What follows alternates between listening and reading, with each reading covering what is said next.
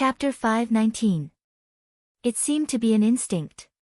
When people encountered an emergency, their first thought was to run. If they had to describe it, they would have to add a word in front of the word run. Chaos. That's right, they were running around. Perhaps this was the only way they could feel at ease. As long as they kept moving, they would feel safer and know that they were still alive. However, they did not know that there were 3,000 landmines buried around them.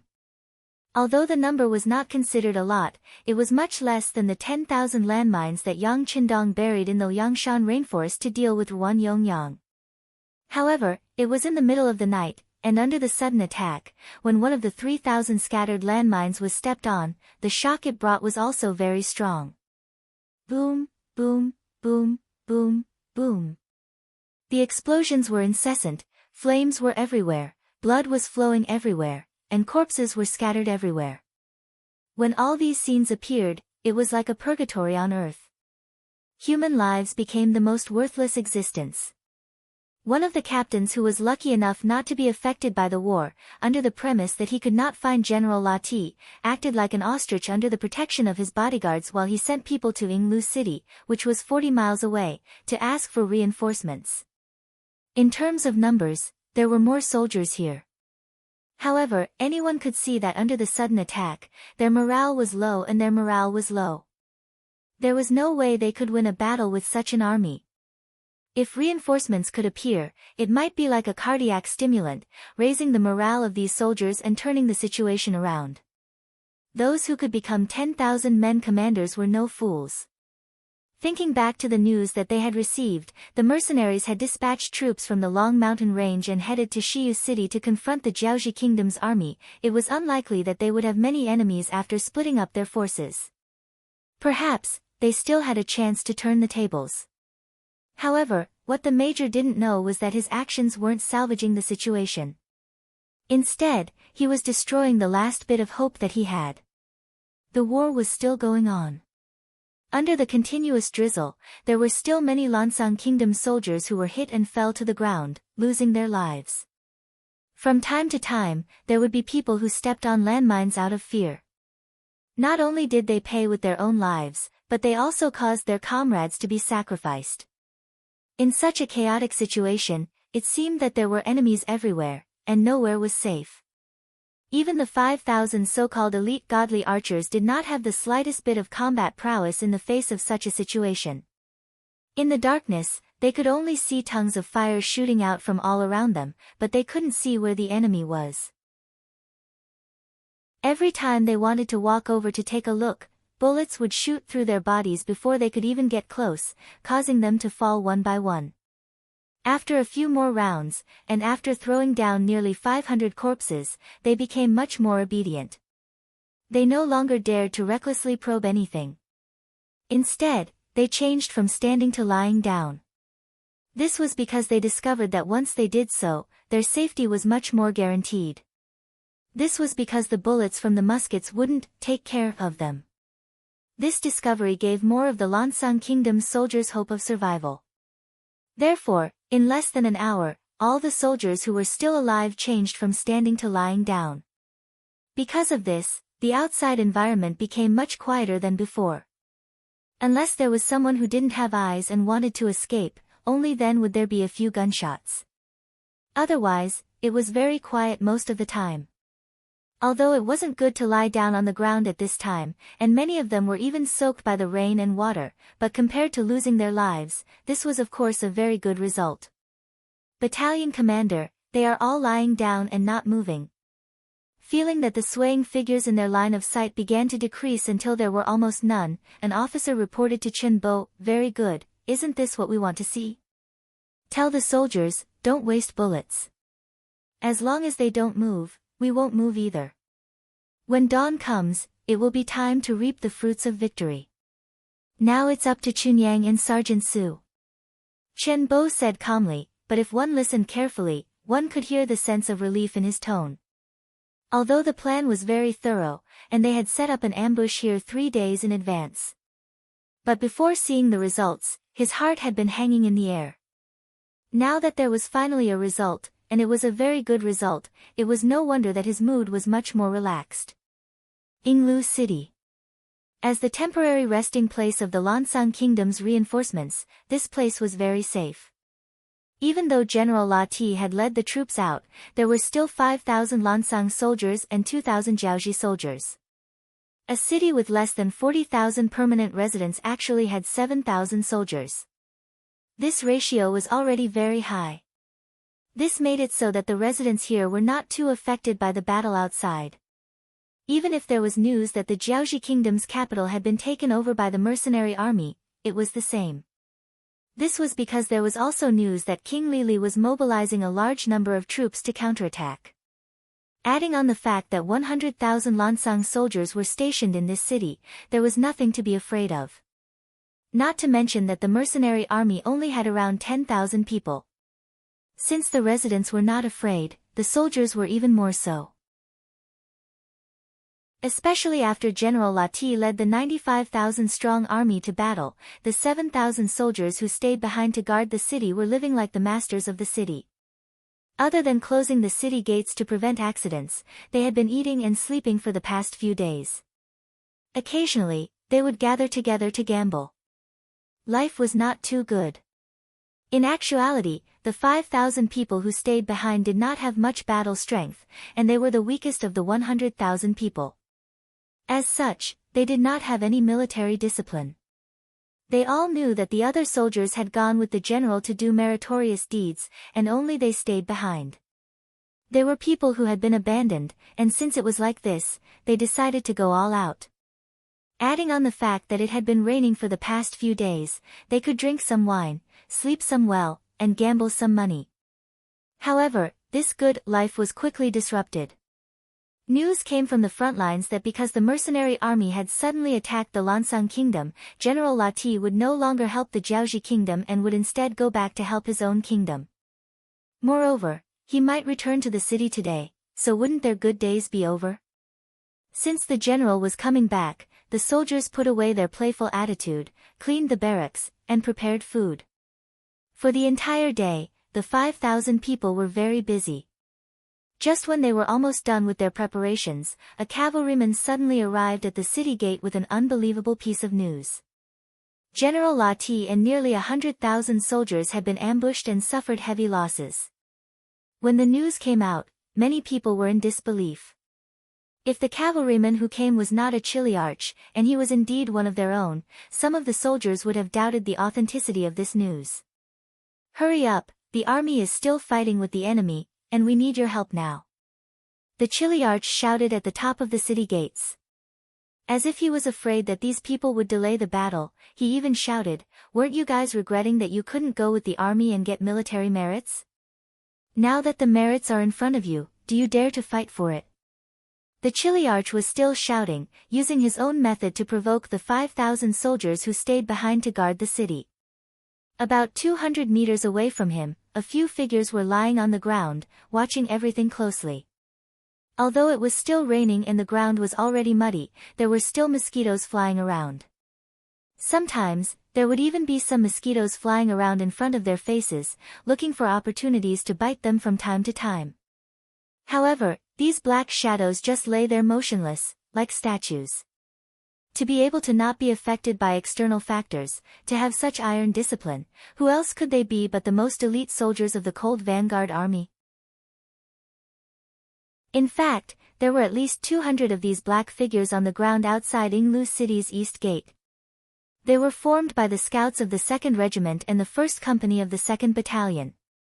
They arrived when the sky turned dark. Under the cover of the rainy night, they crawled slowly to the city gates, and then found a good place to hide.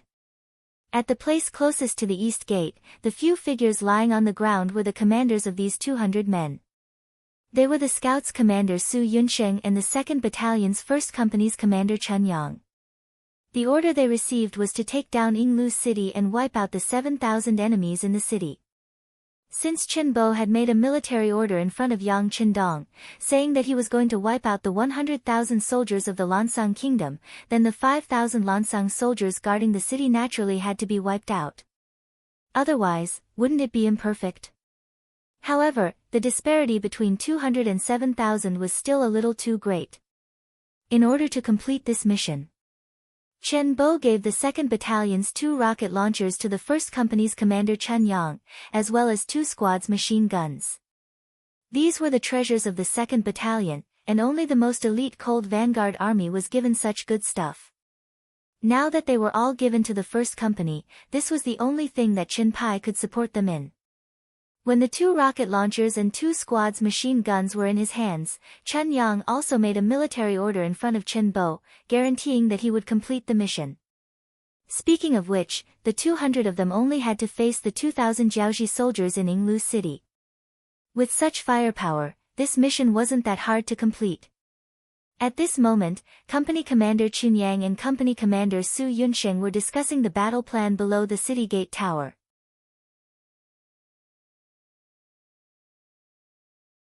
Chapter 520. Even though they were all company commanders, they seemed to be of the same rank. However, because Su Yunsheng was a scout company commander directly under the regiment, his name was even registered with the 6th Young Master. In comparison, Chun Yang, the company commander of the main force, was half a level lower. Because of this, Chun Yang spoke in a negotiating tone. Company Commander Su, do you think we should first take control of the East Gate, then quickly take down the Jiaoji general's residence? I think so. After thinking for a moment, Su Yunsheng nodded and added, I'll leave the East Gate and the general's residence to your company. I'll take the scout company to take control of the North, West, and South gates.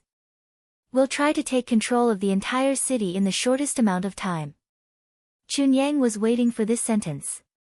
He immediately said to Su Yunsheng with a face full of gratitude, Thank you, Company Commander Su. AI, no need to be so polite. We're all completing our mission. Su Yunsheng smiled and said in a low voice, The city gate is open. Yinglu City's east gate was indeed open. After this, Chili Arch arrived on horseback and explained the situation. The 5,000 Lansang soldiers in the city finally decided to come out and help. Speaking of which, they were all from the Laoting tribe. Many of the soldiers were related by blood. They definitely wouldn't leave their loved ones in danger. The 5,000-man troop was a long line in the darkness. From the moment they left the city to the moment they all walked out of the city, it took them more than an hour. When the last batch of Lansang soldiers walked out of the city gate, the dozen or so Jiaoji soldiers in charge of security prepared to close the city gate.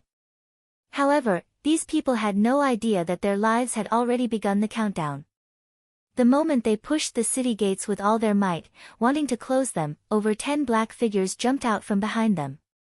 It was as if they had appeared out of thin air. Then, a cold light flashed, and streams of blood gushed out. Then, over 10 people slowly fell to the ground. The scouts acted. They were already prepared and quickly took care of the Jiaoji soldiers who were trying to close the city gate. Then, 2 companies of elites rushed out of the east gate to the key locations in Yinglu City. No one would have thought that the mercenaries would attack Yinglu City in the middle of the night. Most of the 2,000 Jiaoji soldiers in the city had taken off their uniforms and were preparing to rest. But then, several gunshots rang out from outside. There's a situation. The gunshots startled the Jiaoji soldiers, and they hurriedly put on their clothes. Then, they grabbed their weapons and tried to rush out of the camp. Those who ran faster became the first batch of soldiers to walk out of the barracks. There were many figures in the dark. Then, torches were lit one after another.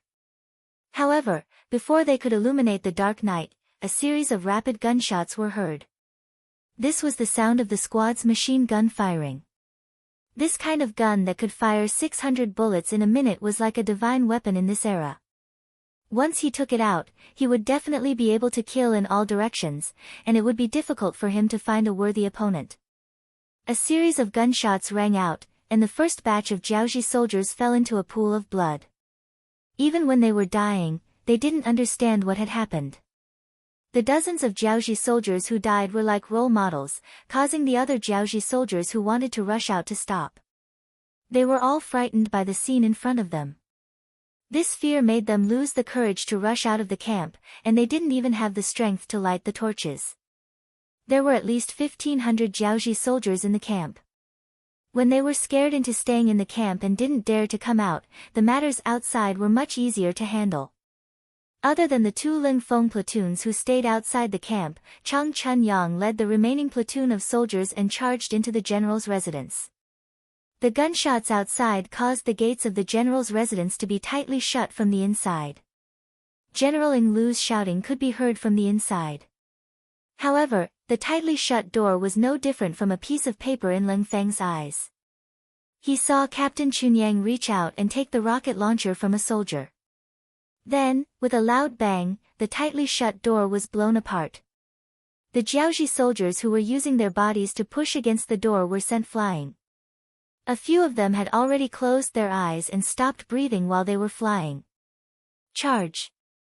After the door was blasted open, Chunyang pointed his hand forward and the valiant Cold Vanguard soldiers entered in a single file. A series of gunshots rang out, and in less than the time it took to drink a cup of tea, the general's residence was captured. Even General Ing Lu had become a corpse on the ground. If the general's residence was opened by brute force, then the Jiaoji soldiers on the western, southern, and northern city towers were beaten into submission by a roll call. To be able to become a scout, not only were they physically strong, their observation skills were also top-notch. Their training had taught them what it meant to protect themselves and attack the enemy at the same time. Therefore, they understood the value of life. When Company Commander Su Yunsheng gave the order to the 3 platoons to attack freely, they actually chose the same method. They didn't attack the city towers, and only occupied the city gates.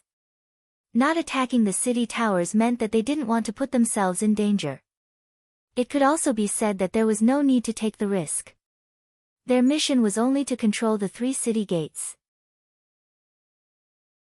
Since that was the case, they only needed to prevent the Jiaoji soldiers from coming down. Therefore, when they arrived at the city gates, the Jiaoji soldiers with torches became their targets. Every time a gunshot rang out, a figure would fall to the ground. After a dozen Jiaoji soldiers with torches were killed, the other Jiaoji soldiers learned their lesson. They extinguished the torches in their hands and found a corner to hide. The strength of the mercenaries had completely frightened them. At this moment, not to mention rushing down the city gates, they didn't even have the courage to stand up and check the situation. The 3 city gates fell into the hands of the scout company just like that. As the 4 city gates, the general's residence and the barracks were controlled, the Ling Feng platoons and the scout company had basically taken control of the entire Ing Lu city. The 5,000 Lansang reinforcements who were completely unaware of all this were still rushing forward with all their might. As they got further and further away from Ing Lu city, as they got closer and closer to the place where General Lati was ambushed, sporadic and light gunshots finally entered their ears. Quick, it's right in front. The Chiliarch who reported the news pointed at the battlefield 2 to 3 li away and shouted loudly. The enemy's reinforcements are here. In the dense forest, the 2nd Battalion Commander Chen Bo used his night vision binoculars and saw this scene. He then said to the messenger beside him, "Inform the 2nd Company to open up an opening and let these people in. Tell them, they are allowed to enter but not leave. If one escapes, I will punish him." "Yes, Battalion Commander." The correspondent replied before turning around and running out. Not long after, the 2nd Company opened up an opening and the 5,000 Lansang soldiers charged into the encirclement. At the same time, they stepped into the gates of hell. Why is it so quiet? The moment they entered, the 5,000 reinforcements felt a sense of fear spread through their bodies. Logically speaking, there were close to 100,000 Lansang soldiers here. Even 100,000 pigs couldn't be killed in such a short amount of time. Furthermore, these were young and strong soldiers with their own thoughts. The moment this thought flashed through their minds, reality told them the answer. Behind them, dense gunshots rang out from the left and right. The 5,000 reinforcements who became the target became the center of the battlefield at this moment, becoming the point where the bullets poured out.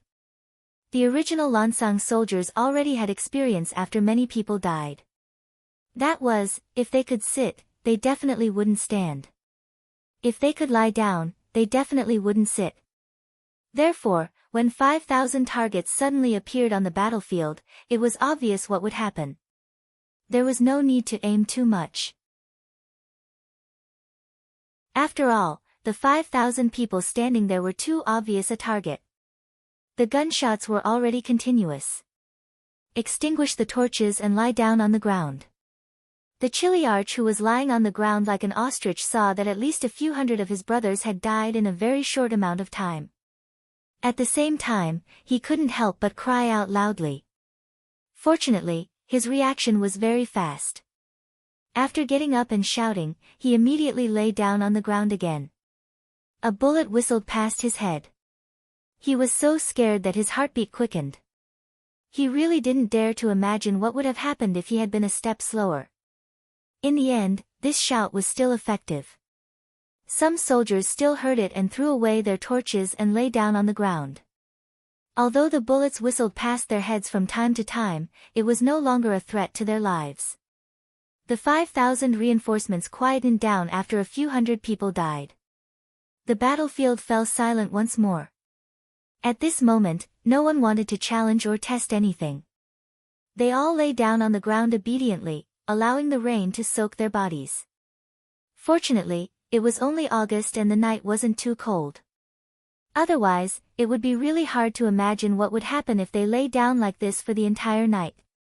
Battalion commander, they have all become obedient. A soldier who was very close to Chen Bo looked at the scene in front of him and said with a face full of excitement. Previously, when the soldiers of the 2nd Battalion knew that they had to deal with the 100,000 Lansang soldiers alone, it was impossible for them not to be nervous. Although it was true that they had the most advanced firearms in the world, the difference in numbers was still too great. Even with the assistance of 10,000 Jiaoji mercenaries, most of the soldiers still didn't have the confidence to kill the enemy.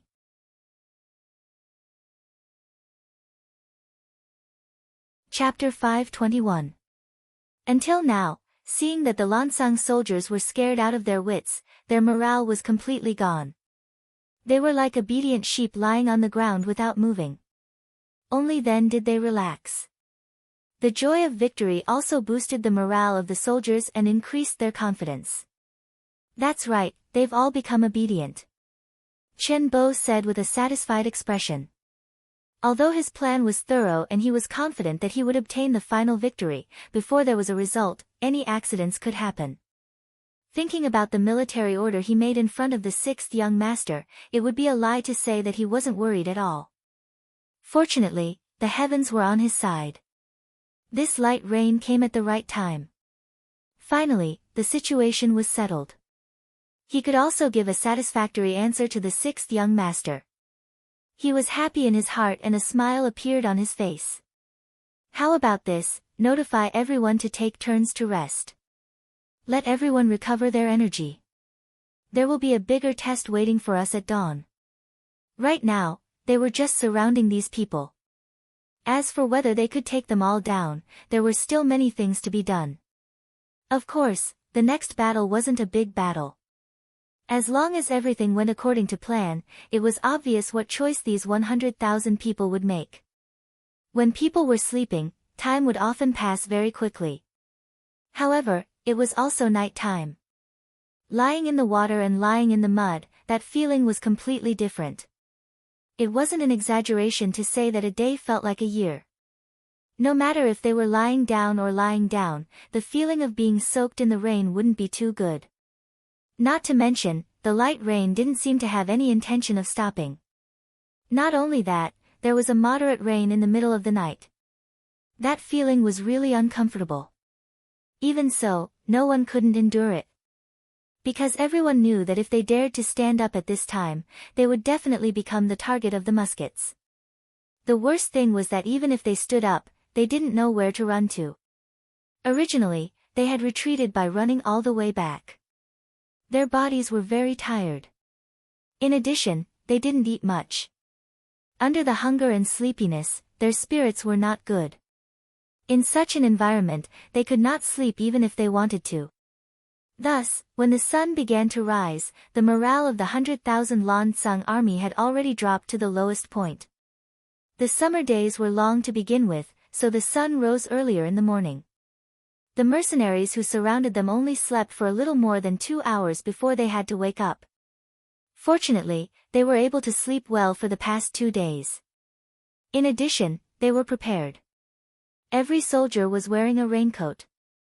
In terms of mental state, they were much better than the Lan Xang soldiers. From the moment the sky started to brighten, the mercenaries held their guns tightly in their hands, ready for the Lan Xang soldiers to counterattack. However, it was obvious that this was unnecessary. Tired, sleepy, and hungry, the soldiers of the Lan Xang kingdom had long lost the courage to resist. They did not know where to escape to, nor did they know where to go. In such a situation, even though lying on the ground was very uncomfortable, they could only do so. It's about time. Seeing that the expected riot did not happen, 2nd Battalion Commander Chen Bo heaved a sigh of relief. He stood up and his eyes shone, passed down the order. The cooking squad can start working now. About an hour later, bursts of fragrance began to spread in all directions. When this fragrance entered the noses of the surrounded Lan Xang soldiers, it caused many of their bodies to move. When a person was very hungry, even the food that they usually disdained to eat would be very delicious. Furthermore, under the orders of Battalion Commander Chen Bo, the cooking squad put a lot of fresh meat in their breakfast. When the smell of the meat soup floated in the air, it only increased their appetite. Under the temptation of the meat soup, many Lan Xang soldiers forced themselves to look into the distance. What they saw were groups of soldiers in camouflage uniforms and some soldiers in Jiaoji army uniforms queuing up to get food. These soldiers had a big bowl in their left hand and a big bun in their right hand.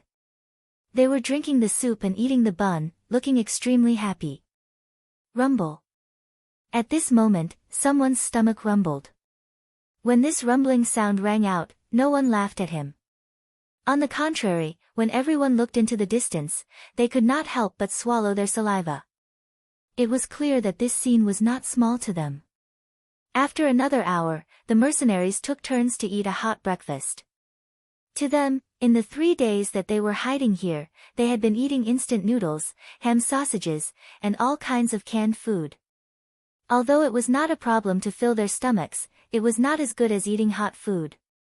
The mercenaries all ate a hot breakfast and were all full. Then, they returned to their respective teams and continued their surveillance work. The only difference was that the pots that were cooking the soup didn't seem to have any intention of stopping. Under the dozens of temporary tents, the soup was still steaming, and the aroma was everywhere. When a new pot of broth had been boiled, and a new pot of steamed buns had been piled up, 2nd Battalion Commander Chen Bo took out a simple loudspeaker and began to broadcast his voice. Soldiers of Lan Xang Kingdom, I believe that many of you can understand what I am saying. Of course, if you don't understand, it's fine. You can ask the people around you who understand Chinese. Standing on top of a tall post with one hand on his waist and the other holding a megaphone, Chen Bo shouted loudly. Lan Xang Kingdom was the Lao's protector of the great Ming dynasty. Naturally, there was no lack of people who understood Chinese. Because of the influence, there were very few people who did not understand Chinese. Noticing that everyone was looking at him, Chen Bo first laughed and then continued to shout, Soldiers of Lan Xang Kingdom, there are only 2 paths in front of you. The first is to stubbornly resist and die. The second is to immediately surrender and live. I won't say anything to those who want to die. You can try to charge out and see if your speed is faster or if our guns are faster. As for the brothers who want to live, you can walk out of the ranks now, lay down your weapons, and surrender. You can drink hot meat soup and eat hot buns. Your lives will be preserved, and the only thing you will lose is your temporary freedom. Otherwise, don't think about playing tricks with us. If anyone wants to fake surrender, I can guarantee that he will suffer a fate worse than death. Alright, whether you live or die is in front of you. Make your own choice. Passing the megaphone in his hand to the signaler, Chen Bo waved his hand and 2,000 Jiaoji mercenaries walked out. Each of them held a long blade in their hands. 200 people in a group stood beside a large pot, ready to accept any surrender at any time. 10,000 people wanting to subdue 100,000 enemy soldiers, it was like a fantasy story. After a night of rain, coupled with the fact that he was tired and hungry, Chen Bo did it just like that. Without any fighting spirit, the 100,000 Lansang soldiers without a leader were like docile little sheep. Seeing a tiger open its bloody mouth, they could only surrender. One by one, the Lansang soldiers climbed up from the ground in a sorry state. Their bodies were covered in mud as they walked over weakly. Of course, even if it was 100,000 broken soldiers, it was still 100,000 lives. If they were not careful, it could lead to irreversible consequences. In order to ensure that these surrendered soldiers were obedient, the surrounding Ling Feng and auxiliary soldiers no longer hid. Instead, they took the initiative to walk out. From time to time, they would even fire a shot into the sky to intimidate the surrendered soldiers who had other ideas. It was clear that Chen Bo was overthinking things. Under the starvation, the Lansang soldiers who had lost their fighting spirit only thought of one thing, and that was to survive. How could they dare to have other thoughts? Furthermore, if they wanted to surrender, they had to throw away the weapons in their hands. If they did not even have weapons to defend themselves, how could they resist? Just like that, the surrender ceremony of less than 100,000 soldiers went unexpectedly smoothly. What made Chen Bo very satisfied was that there was also news from Yinglu City. Su Yunsheng and the Spring Sun Company commander did not disappoint him and successfully took down the city. The surrender ceremony was also going smoothly in the morning. Shiyu City. All kinds of information were gathered in the hands of the sixth young master, Yang Qindong. After knowing that Commander Nye Tong's plan to lure the enemy was successful and that Lei Xiai's troops had returned to Yinglu City, Yang Qindong knew that the Lansang Kingdom's reinforcements would not be a hindrance to his advance. Even if Chen Bo could not imprison the 100,000 soldiers, he could at least defeat them. Young master, Commander Chen must have made his move last night. Tiger's man analyzed the information and came to the same conclusion. That's right. Yang Qindong agreed.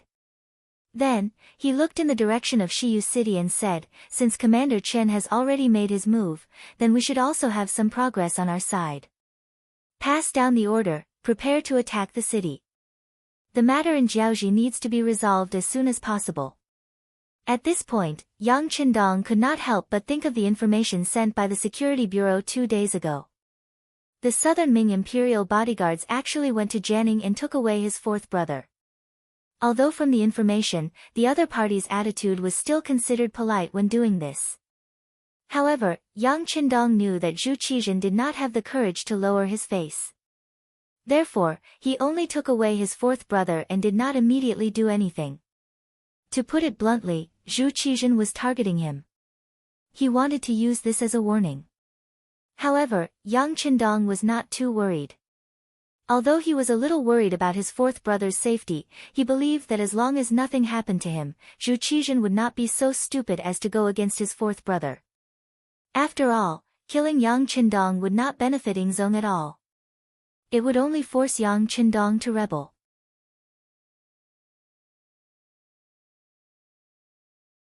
Chapter 522. Since he could see this, Zhu Qizhen should be able to see it as well. Even fourth brother was taken away, so it could be seen that Zhu Qizhen was afraid of him. In order to suppress his development, Yingzong would definitely think of ways to stop him from expanding.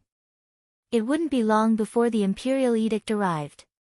In other words, he didn't have much time left. Tiger's mane, tell Yang San to think of a way to stop the imperial eunuch. I don't want to see them so soon. Understood. Tiger's mane replied and left. When he gave the order to prepare for the siege, he also called the deputy chief of the Security Bureau, Yang San, over. On the west side of the city, there were many armored soldiers, and the atmosphere was tense. The Lansang Kingdom's 100,000 reinforcements suddenly retreated, which gave King Lili a bad feeling. Even though he had yet to figure out what had happened, he knew that Jiaoji was in grave danger this time. In fact, until now, the Jiaoxi kingdom's communication with the outside world had been cut off. All they could see was what was happening in front of them. Although there was no information from the outside world, as the king of Lili, who had once wrestled with the great Ming dynasty, his formidable potential was displayed. He summoned all the civil and military officials and said with certainty, the mercenaries should be attacking soon. We should also be prepared. There weren't many people who dared to oppose Li Li's words. Crown Prince Li Yuanlong was one of them. Seeing that his father didn't have any information and didn't have any reliable information, he said with a doubtful tone, "Father, why do you say that?" His son was good at everything, but he was a little too confident. With this kind of personality, he wouldn't easily trust others, even if he was his father. In truth, Li Yuanlong still valued his father very much. It was just that he had made some bad decisions in the past, especially when his base of operations in the Nine-Truth County had been occupied. This had caused his personality to change a little. He always wanted to prove himself, which led to this problem. If others asked, perhaps Li wouldn't give any explanation. After all, he was the king, and he didn't need to consider other people's opinions when making decisions. But the one who asked this question was his son, so everything was a different story. He tried his best to speak in an amiable tone. Father made this decision based on two judgments. First, the Lansang Kingdom's 100,000 reinforcements suddenly retreated. Although we still don't know the reason, their retreat must be caused by the mercenaries. This proves that they are preparing to make a move. 2. Extending the second finger of his right hand, King Lili continued, the diplomatic group we sent to contact the southern Ming has already left for a long time, even the news of the capital being occupied has been sent out for a period of time. Presumably, the current emperor of the southern Ming dynasty should also know about what happened here. Since the mercenaries have such a strong fighting strength, I'm sure that not only us, but also the young emperor of the southern Ming dynasty. Unless there was something wrong with his brain, he would definitely think of a way to stop the mercenaries from growing stronger. If the mercenaries don't make a move now, I'm afraid that they won't have a chance to do anything once the emperor's imperial edict is issued. It had to be said that Li Li's intelligence was indeed very high, and his analysis was also very thorough. This was indeed one of the reasons why young Qindong was in a hurry to make a move. Of course, Li didn't know that the second reason why young Qindong was in a hurry to make a move was because he didn't want to waste too much time on conquering the Jiaoxi kingdom. The destruction of a kingdom was a huge matter for the generals and even the monarchs in ancient times. It might even take a long time to prepare for this battle. Even if it took 10, 20, or even longer, it would take several generations of people to work together. However, all of this didn't mean much to young Qindong, who had mastered the advanced firearms. Although his strength wasn't too strong right now, it was still possible to win against the great Ming dynasty, but it was impossible to easily conquer the Jiaoxi kingdom. After all, the great Ming dynasty's territory was too big, to the point that the people in his hands wouldn't even make a splash. In comparison, Jiaoxi was different. It was only a small kingdom, and he was already prepared to conquer it. It must be known that Yang Qindong's ambition was so big that it was impossible for others to understand. Even so, if he had to spend so much time and effort on a small kingdom like Jiaoxi, it would be impossible for him to achieve his goal in this lifetime. If he had to spend so much effort on such a small kingdom, what would he do when he faced the big kingdoms? As such, Yang Qindong didn't want to wait any longer. He wanted to make a swift and decisive decision and quickly resolve the matter of Jiaoxi. In this way, even if others were dissatisfied with what he had done, what else could they say when he had done all that he had to do? No matter what Yang Qindong was thinking, at least Li Li's analysis was correct. After he explained the two reasons, even Crown Prince Li Yuanlong was convinced. He then said, "Father, since this is the case, should we prepare to fight?" "Of course we should fight, but we also need to make preparations for peace talks." Li nodded first, then shook his head and said with a sorrowful tone, "Our Jiaoxi is still too weak. We can't continue fighting this war. Otherwise, even if the mercenaries don't destroy us, the others won't let us go." After saying this, Li Li said with a somewhat angry voice, "Send someone to investigate the assassination of the Duchess of Zhongdang." What is going on? That assassin is called Imo Ta, right? What is his background? Hearing his father mention this matter, Crown Prince Li Yuanlong immediately reported what he knew. "Father, I have sent someone to investigate Imo Ta's matter. Although he is from Jiaoji, he is no longer under our control. We have been wrongly accused. Of course this prince knows this, but we still need to give him an explanation. How about this, let's investigate this matter thoroughly," Li Li said with a dark expression. Mo Ta tried to assassinate Yang Qindong's wife but was killed before he could succeed. This didn't seem like a big deal. However, it had now become the fuse that ignited the war. If this matter wasn't resolved, the mercenaries wouldn't retreat so easily. Even if it was to give the other party a way out, this matter had to be investigated thoroughly. "Yes, I understand." Li Yuanlong nodded after understanding his father's intentions. "All right, boys, it's time for you to perform. If the mercenaries attack, this king hopes that everyone can give it their all. Only with a perfect performance on the battlefield can the negotiations proceed smoothly. Only then can our Jiaoji kingdom regain its strength and return to its golden age." "Yes." All the civil and military officials lowered their heads in agreement. They knew what would happen to them if they lost the next battle. Becoming a prisoner was probably the best outcome for him. Thinking that they would lose their freedom and all the pleasures of life, it was no wonder that everyone would do their best. Just as the Jiaoji army was preparing, the mercenaries 10 li outside the city started moving forward. 18,000 Jiaoji mercenaries lined up on both sides. The 3 battalions of the Cold Vanguard were at the front as the main force. Beside them were 7 auxiliary battalions and behind them were 7 temporary auxiliary battalions. The army of 25,000 slowly moved forward in an orderly manner. From the original distance of 10 miles to 9 miles, 8 miles, all the way until they were 4 miles away before they finally came to a stop. Facing the mercenaries who were eyeing them covetously, the Jiaoji army in Shiyu City quickly reacted. General Li Shaozhong was the vanguard. He led 30,000 soldiers out of the East City Gate and began to get into formation. If the mercenaries dared to move forward, they would charge forward and fight to the death. Li Shaozhong wasn't a general in the Jiaoji army and wasn't a famous general.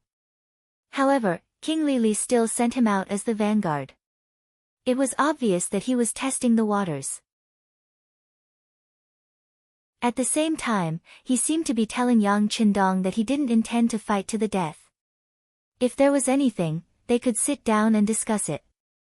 How could Yang Qindong not see the goodwill shown by the Jiaoji army? Not only did he see it, but the people around him also felt the same way. For example, the commander of the 2nd Battalion, Luo Pe, smiled and said, "Sixth young master, it seems like they're a bit scared." Ha ha ha. Hearing the commander's words, the other officers also laughed loudly. Yang Qindong also had a smile on his face. However, the smile quickly disappeared and was replaced with determination. "Send 2 auxiliary battalions. Let's take care of them first." Fear wasn't the result Yang Qindong wanted. Looking at the history of China, weren't many foreign races like this? When you are weak, they will bully you without any hesitation. When you are strong, they will try to please you with a fearful look. This is the nature of human nature. The difference was that Yang Qindong wasn't as magnanimous. Of course, he wasn't magnanimous. Speaking of which, he was very vengeful. Since they wanted to participate in the Great Ming's internal strife, they had to be prepared to go for wool and come home shorn. There was no such thing as a free lunch in the world. If you wanted to punch someone, you wouldn't let them hit you.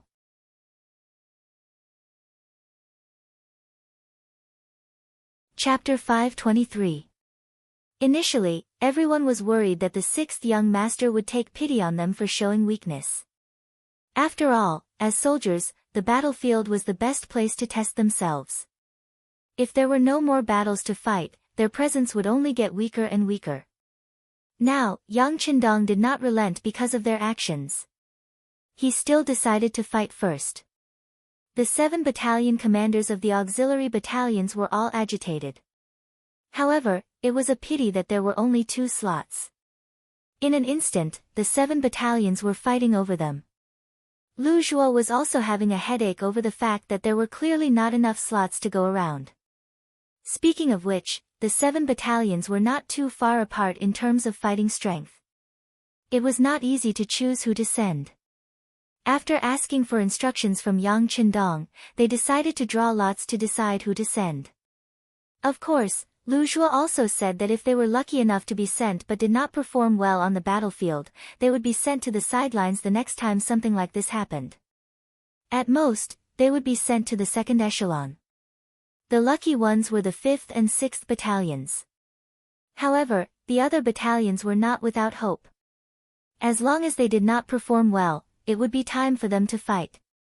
In order not to give the other battalions a chance, the 5th and 6th battalion commanders gathered their company commanders, platoon commanders, and even squad leaders to hold an emergency meeting. In their words, if anyone messed up in the upcoming battle, they could not blame them for being ruthless and directly expelling them from the military. This was expelling them from the military, not just retirement. The latter would at least not be in the military anymore. They could still do other things. Moreover, with a military background, many units in Qiqian City would fight for them. However, if they were really expelled from the military, they would be too ashamed to face anyone. That would be even more painful than death. Yes, the 2 battalions had a total of 800 soldiers. Every one of them was yelling and shouting, looking as though they were going to give it their all. In terms of logistics, the soldiers of the 2 battalions had a decent lunch of 6 meat and 2 vegetables. After resting for 15 minutes, the 800 soldiers leaped over the 3rd Battalion of the Cold Front Battalion and slowly approached the 30,000 Jiaoji soldiers outside the city. No matter where the Cold Front Battalion went, they were the absolute main force. However, they had no intention of fighting the first battle, which made the company commanders below look displeased. First Company Commander Tian Su went straight to Battalion Commander Kong Chuanxin to express his dissatisfaction. Battalion Commander, why didn't you let us fight in the first battle? Does the 6th young master have something against us? Bullshit. Kong Chuanxin frowned after hearing this and shouted, bullshit. In comparison, Kong Chuanxin's temper was relatively good among the 3 battalion commanders of Cold Front's 2nd Regiment. Although he didn't have the aura of a scholarly general like that of 2nd Battalion Commander Chen Bo, he was at least much better than 1st Battalion Commander Wu Sheng, who was a martial artist. However, at this moment, he couldn't help but curse. He couldn't be blamed for his temper. He was already upset that he hadn't used him in the first battle. He originally thought that the 1st Battalion was still in Langsun, waiting for the Jiaoji army to retreat, while the 2nd Battalion was outside Yinglu City, dealing with the 100,000 Lansang army. Naturally, the heavy responsibility of attacking Nanyu City would fall to him. He had even made preparations to mobilize his troops before the battle. However, who would have thought that the 6th young master wouldn't use them in the first battle and instead sent out 2 auxiliary battalions? This disappointed him and made him angry. Now that the company commanders below were looking for him, it would be strange if he was in a good mood. Although he was angry, Kong Chuanxin knew that he couldn't bring his temper into the army. Therefore, after cursing, he said, don't think too much. The 6th young master definitely wants to use the steel on the blade. Don't you know that the enemy's general is just a nobody in the Jiaoji army? Against them, there's no need for a main force like us to fight. Therefore, we should be prepared to fight against their main force. That's what the Cold Front should be doing. Kong Chuanxin's thoughts were exactly what Yang Qindong was thinking. However, they were facing 30,000 Jiaoji soldiers, and they weren't even the strongest. They didn't see any iron shield soldiers or iron chariots. The enemy wasn't even the elephant soldiers or black soldiers. Why would he send out his strongest main force? Sending out 2 auxiliary battalions was already giving them a lot of face. Although it seemed like there was a huge gap between 800 and 20,000, Yang Qindong wasn't worried at all. The mercenaries had the most advanced firearms in the world. As long as they didn't rush over to fight the enemy in close combat, they had a high chance of winning even if they had 800 against 20,000. Just like in the later stages of the Ming dynasty, the small slave builders only had a few hundred cavalrymen and they were able to kill tens of thousands of Ming dynasty soldiers. If even they could do it, the mercenaries wouldn't have a problem. Back to the main topic. The 800 soldiers from the 2 auxiliary battalions walked out from the mercenaries and approached the Jiaoji army. Young Master Li was riding on his horse. When he saw that less than 1,000 mercenaries had walked out, he couldn't help but laugh coldly. These mercenaries are too arrogant. Do they really think that they are made of iron and can't be killed? Humph. Trying to shake my 30,000 strong army with less than 1,000 men? You are asking for death. I'll grant you your wish. Men, blow the battle horn. Charge and kill them. Although Li Shaozhong knew that the mercenaries were equipped with advanced firearms, he quickly suppressed his fear when he considered the fact that he had an advantage in numbers. As the order was given, the 30,000 Jiaoji army advanced step by step under the sharp sound of the battle horn. There were more than 10,000 soldiers, and there was no end to them. Outside the east gate of Shiyu City, when the 30,000 soldiers were spread out, the pressure they exuded was immense. At the very least, these Jiaoji soldiers were emboldened by this aura. With every step they took, they shouted the word, kill. Their voices reverberated between heaven and earth, lingering for a long time without dissipating. On the east gate tower of Shiyu City, King Li and the Crown Prince were watching. When they saw that the mercenaries had sent out less than 1,000 men, they couldn't help but look down on them. Most of them were thinking that even if the mercenaries had advanced weapons, they were still too arrogant to use only 800 to fight 30,000. As long as these people charged in front of them, they would be able to kill the mercenaries with just a spit of saliva. Indeed, many Jiaoji people had such thoughts. On the other hand, the mercenaries also had the same thought. It was time for the auxiliary soldiers to show off their might. When the 30,000 Jiaoji soldiers began to move forward, the 800 auxiliary soldiers stopped moving. Then, one by one, the soldiers checked their weapons and ammunition. In just 10 seconds, all the soldiers picked up their guns and looked forward. In fact, they had already checked their weapons countless times before they arrived. Their actions just now were subconscious. 5th Battalion, target 6 to 12 o'clock. Get ready. 6th Battalion, target 12 to 6 o'clock. Get ready. The 2 auxiliary battalion commanders gave the command to prepare for battle at the same time. 800 soldiers stood in the same line, giving the impression of a long green dragon entrenched on the ground. Open fire. The distance between the two sides was now only 400 meters, completely within the firing range of the muskets. The 2 battalion commanders immediately gave the order to open fire, and a series of gunshots instantly suppressed the other party's footsteps and sounds. Bullets flew out horizontally. When the 8-nation alliance entered Beijing, there were only 1,000 of them. However, they were able to defeat tens of thousands of Qing soldiers and the Boxer groups. This was the power of firearms. At that time, the 8-nation alliance mostly used rifles, the kind that needed to be reloaded after every shot. Moreover, the effective range of those rifles was only 200 to 300 meters. In comparison, it was much worse than the Type 81 rifles used by the auxiliary soldiers. Even though the Type 81 rifles were made by the Qiqian City Munitions Factory, they were not as good as the Type 81 rifles in Yang Qindong's warehouse. However, there were all kinds of detailed introduction books and the best finished products as templates. The Type 81 rifles produced by the munitions factory were quite good, reaching 70% of the original gun's effect. At the very least, although the Type 81 rifle's effective killing range did not reach the original 800 meters, it could reach the current 500 meters. Currently, at a distance of 400 meters, every bullet could take a person's life. Of course, When facing a black mass of enemies, there was no need to aim. Any bullet that was fired, as long as it did not hit the sky or the ground, could hit someone. Gunshots rang out. When 800 Type 81 rifles were fired at the same time, the scene was very shocking. As their bullets poured out from the barrels of their guns, their enemies, the Jiaoji soldiers who came from afar, fell to the ground in droves. Previously, they relied on their numbers and were full of morale. Even when they took a step forward and shouted the word, "kill," it was indeed effective in raising their morale. However, at the end of the day, it was just to encourage themselves. When faced with life and death, no one knew if this courage would be useful.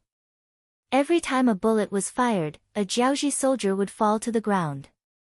When such things happened one after another without any signs of stopping, even if they still had the courage to shout the word, "kill," in reality, they were already afraid.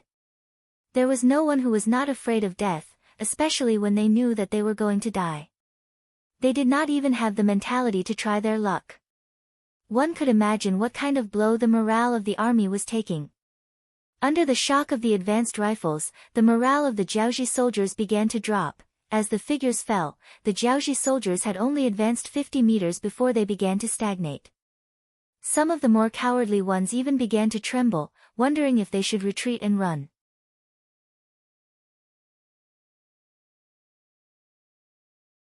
Chapter 524.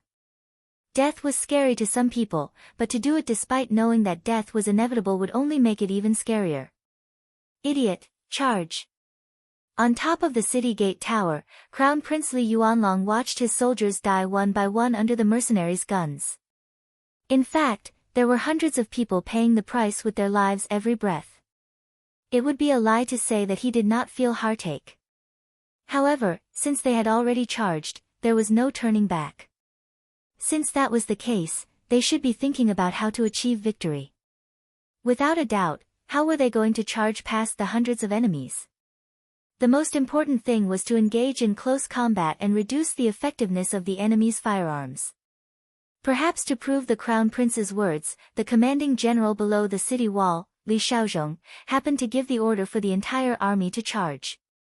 He continued to shout the battle cry, and at the same time, he shouted to the people around him in a bewitching manner, "They only have 800 people. As long as we can rush to their side, victory will belong to us. Charge!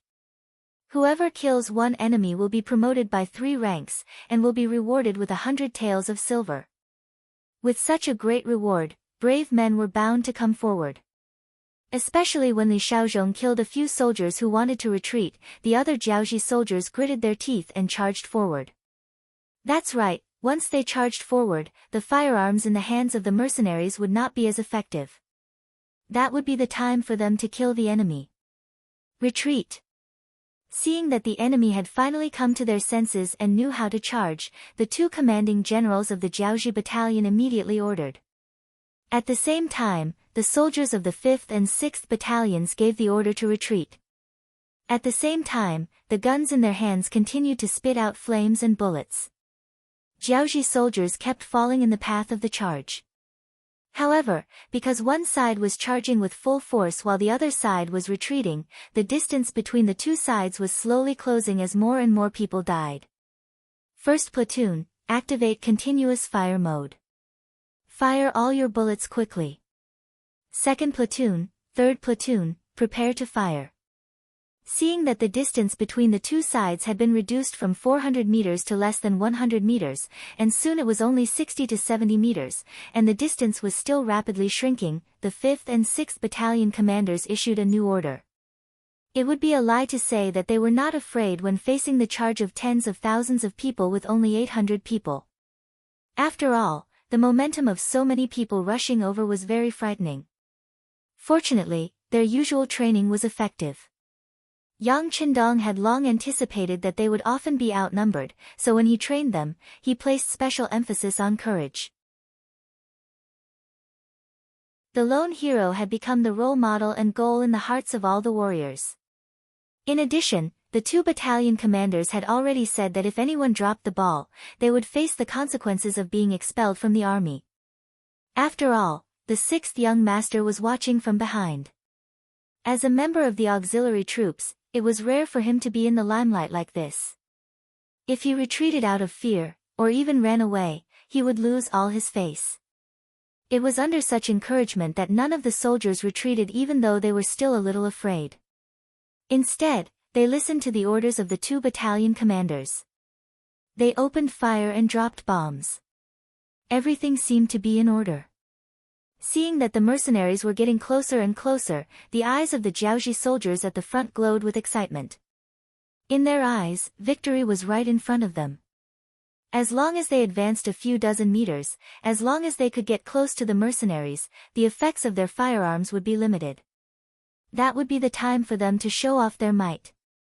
Dreams were beautiful, but reality was cruel. Just as these Jiaoji soldiers were trying their best to run forward and seemed to have seen the light at the end of the tunnel, hundreds of objects suddenly flew over their heads. Those objects seemed to have grown eyes as they landed in the midst of the charging Jiaoji soldiers. In the next moment, a series of deafening explosions were heard. Correspondingly, Jiaoji soldiers were blown away by the explosions. Grenades could be considered as small cannons for close combat. Once they landed in a crowd, the impact was so great that everything within a 3-meter radius would be flattened. The pitiful Jiaoji soldiers at the front were instantly devoured by the power of the gunpowder. Tot-a-tot, the Type 81 rifles of the 2 auxiliary platoons were in continuous firing mode. In that instant, bullets rained down on the Jiaoji soldiers. Some of the Jiaoji soldiers who were lucky enough not to be hit by the grenades became live targets. One by one, they were hit by the bullets and fell to the ground. Grenades, throw them. With each squad as a unit, the sounds of explosions were incessant. While corpses were sent flying, deep craters of varying sizes were blasted into the ground. Run! No one knew which Jiaoji soldier was the first to shout, but the Jiaoji army that was charging forward with an aggressive momentum finally began to retreat. Especially when some of the soldiers realized that the explosive objects that were thrown on the ground had a limited range, they began to run even faster. The initial wave of ferocious attacks was thus suppressed. Chase and fire at the same time. Seeing an opportunity, the 5th and 6th Battalion commanders put away their grenades and raised their guns to give chase. The Jiaoji soldiers behind them who were too slow to escape fell to the ground one by one. In the middle of the mercenary army, Yang Qindong observed all of this with his binoculars. A look of relief appeared on his face. Just a moment ago, he had already planned to send the other auxiliary battalions and even the main battalion of the Cold Front. After all, if the Jiaoji soldiers had really reached them, the consequences would have been unimaginable. Such a loss was not something he wanted to see. Fortunately, the 2 auxiliary battalions did not disappoint him. They withstood the initial pressure and won the final victory. Of course, facing such an attack, Yang Qindong actually had a better idea. For example, he could casually take out a few powerful cannons from the warehouse. When the cannons were fired, the enemy's attack would be instantly neutralized. However, he did not do so in the end. He was not worried about how to explain the sudden appearance of the cannons. After all, the Cold Front soldiers had already treated him as a god. He did not need to explain anything to anyone. What he was worried about was that if he used the cannons this time, what about the next time? When he was not on the battlefield, what would happen if the mercenaries wanted to attack the city or even destroy the country? It was impossible to have the help of the cannons every time. Without chariots, not to mention the difficulty of transporting such a thing, if such a treasure fell into the hands of the enemy, the consequences would be fatal. Of course, it was necessary to use the cannons appropriately. After all, the Cold Front would need to be equipped with a certain number of cannons in the future. However, even if they were to be used, they would have to be used on the blade. On the battlefield, as the mercenaries retreated, the 2 auxiliary battalions began to counterattack. Although their footsteps were not very fast, because the enemy was still within shooting range of the 81 caliber guns, every time they fired, there would still be enemies who would fall to the ground. Open the city gates and let them in. On the tower of Shiyu City, seeing the defeated Jiaoji soldiers being slaughtered right under his nose, the king of Lily's face was already pale. He suddenly realized that he seemed to be really old. He actually began to feel fear from the bottom of his heart. This was something that had never happened to him when he was young. Even when he was facing the powerful Ming dynasty, he still dared to make his own voice and arm wrestle. But now, in the face of the seemingly invincible mercenaries who were able to repel his 30,000-strong army with less than 1,000 people, he really didn't know what to do or what to do at this moment. On the tower, the Jiaoji archers began to continuously fire arrows.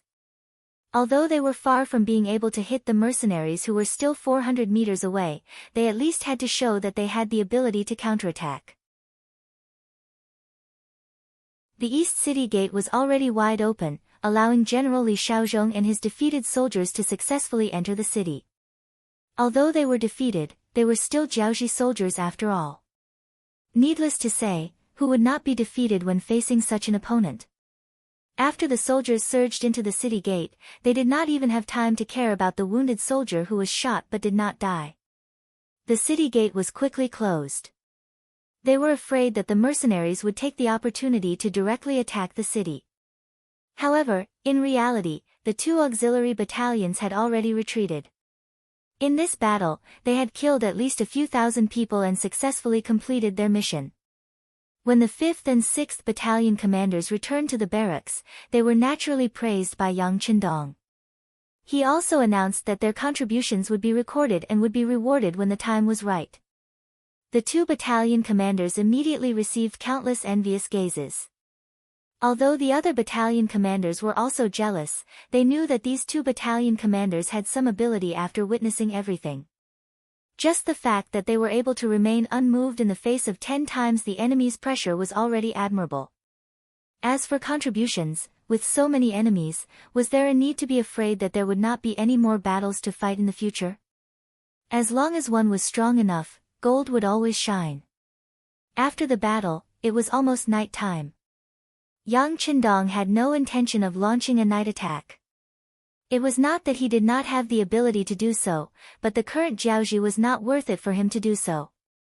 Therefore, other than the soldiers who were left behind to carry out the necessary patrols, the rest of the soldiers went to bed early after dinner. Others could rest, but Yang Qindong could not. He still had too many things to do.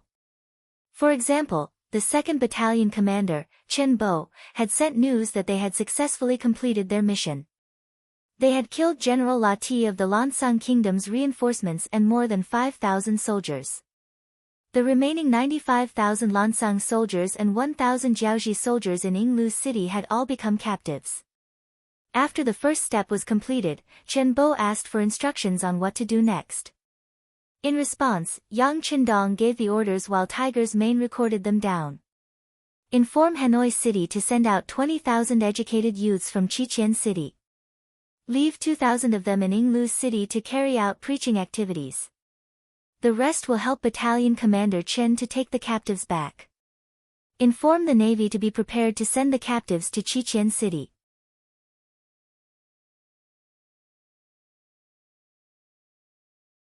Chapter 525.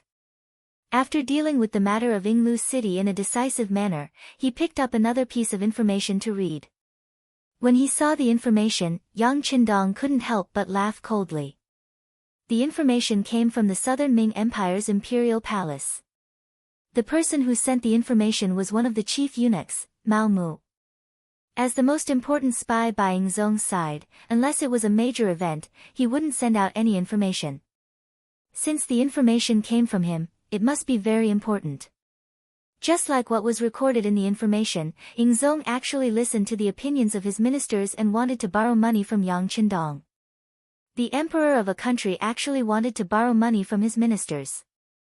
Wasn't this a very comical matter? However, it happened now, and Yang Qindong became the main character of this matter. Obviously, one of the ministers didn't like him and wanted to smear some medicine on him. In addition, the Southern Ming Empire had just separated and their foundation wasn't very solid. Then, there was civil strife in the south. When they quelled the rebellion, they spent a lot of money. Now that they didn't have to pay taxes from Guangdong, Guangxi, and Yunnan, their lives were even more difficult. At this time, they had to recruit 1 million more soldiers. The amount of money they needed to spend was uncountable. The treasury was running out of money. Someone suggested that they could borrow money from Yang Qindong. After all, this person had set up a bank in Baiming. It was said that his savings had reached more than 40 million taels. It shouldn't be a problem to borrow 20 to 30 million taels. Zhu Qizhen, who was lacking money, felt that this seemed to be a feasible path after hearing the suggestions of his ministers. He decided to let the eunuch in charge of announcing the edict tell Yang Qindong to stop sending troops to Jiaoji. Then, he would ask him to lend money to the southern Ming Empire to tide over the current crisis. Mao Mu said this in the information. After being sent by the Security Bureau, the information was first placed in front of Yang Qindong. Seeing that this was simply wishful thinking, Hu Mang wanted to throw the report away the moment he saw it. However, considering that this matter was not known to the young master, once the imperial eunuch from the southern Ming Empire arrived, wouldn't he be unprepared? Thus, in the end, this piece of information still appeared in front of Yang Qindong. Now that he saw Yang Qindong laughing while holding the information, Tiger's Mane suggested, "Young master, I think Zhu Qizhen's head must have been kicked by a donkey. This is just wishful thinking. We don't have to pay attention to it." Yang Qindong also said that his head had been kicked by a donkey. He used it to describe those ignorant people who made ignorant decisions. When the mercenary officers heard it, they felt that the description was very appropriate, so they often used it. Hearing Tiger's Mane's suggestion, Yang Qindong tilted his head and looked at him. "Do you also think that Zhu Qizhen's head is rusty?" Seeing that Yang Qindong didn't seem to think so, Tiger's Mane said with a puzzled expression, "Young master, isn't that the case? Even an idiot can see that he wants to strengthen the southern Ming Empire. With our development, it is only a matter of time before we become enemies. If we help them now, isn't it the same as creating a powerful enemy for ourselves?" It was no wonder that Tiger's Mane said this. Originally, when Yang Qindong was building an army in Qiqian City, they didn't understand the young master's intentions. After all, the great Ming Empire was too powerful in their eyes. They were so powerful that they couldn't be shaken. They didn't even dare to think about it. However, after wiping out the Huang bandit army and conquering several cities in Jiaoji, they changed their minds. With such a powerful army and heaven-defying firearms, why couldn't they set their sights on something bigger? Didn't the ancients say that it was better to be a king than a general? Since that was the case, why couldn't they dream about becoming an emperor? Moreover, the great Ming dynasty was originally snatched from the Yuan dynasty, so it seemed reasonable for someone else to snatch it away from them. It had to be said that Tiger's Mane wasn't the only one who had such thoughts. Many of the high-ranking officers in the mercenary army also had such thoughts. It could be said that this had already formed a certain scale. This way, if Yang Qindong wanted to attack the great Ming Empire one day, there wouldn't be any resistance.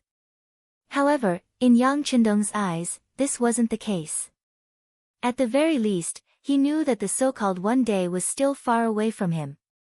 As for the reason, of course, it was because of the population. Before solving this problem, Yang Qindong really didn't want to fall out with the great Ming Empire.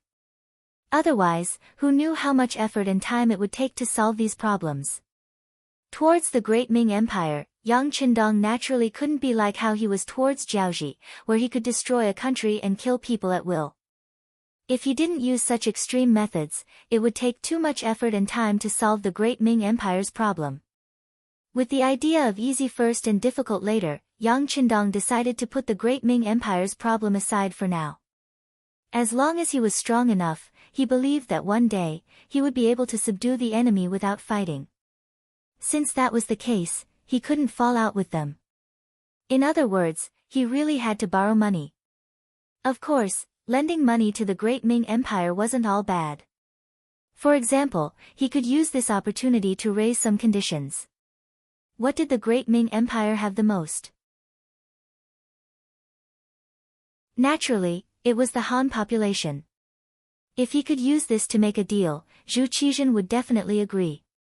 If a large number of people could be used in an open and above-board manner, it would play a very positive role in accelerating the development of Crimson Castle, the entire Ryukyu Island, and even the entire Yang family's development.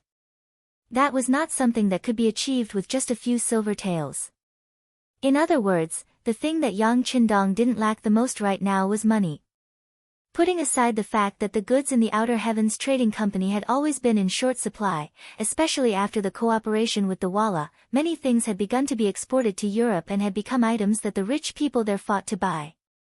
Just based on this, silver was continuously sent to the Yang clan.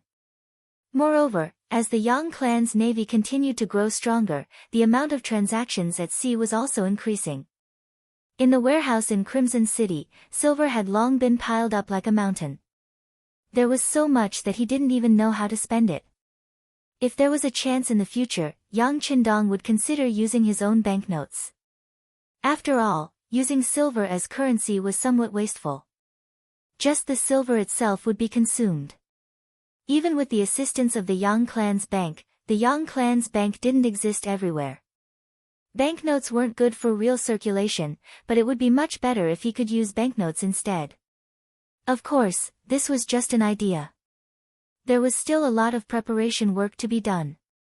If it was done, the silver would be so much that he wouldn't be able to spend it all.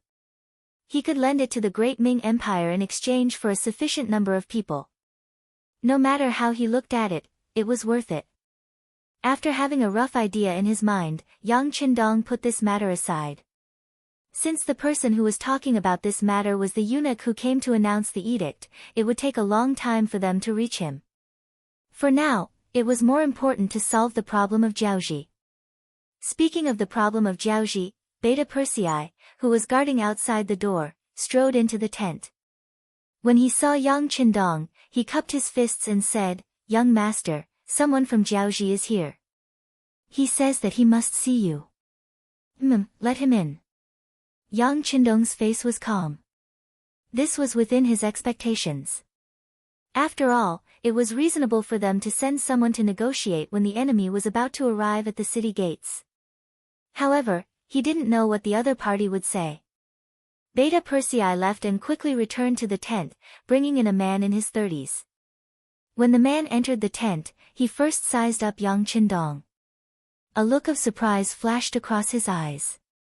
Then, he imitated the Han people and cupped his fists and said, "The Crown Prince of Jiaoji, Li Yuanlong, greets the Great Ming Empire's Duke of Loyalty."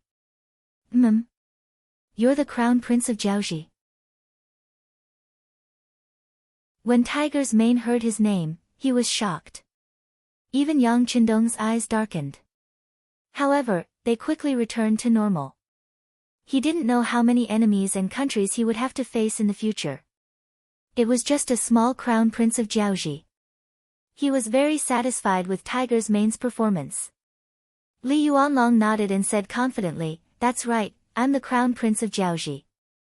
The battle during the day had already proven the strength of the mercenaries. Everyone knew that if this battle were to continue, it was very likely that the Jiaoji army would be the one to lose.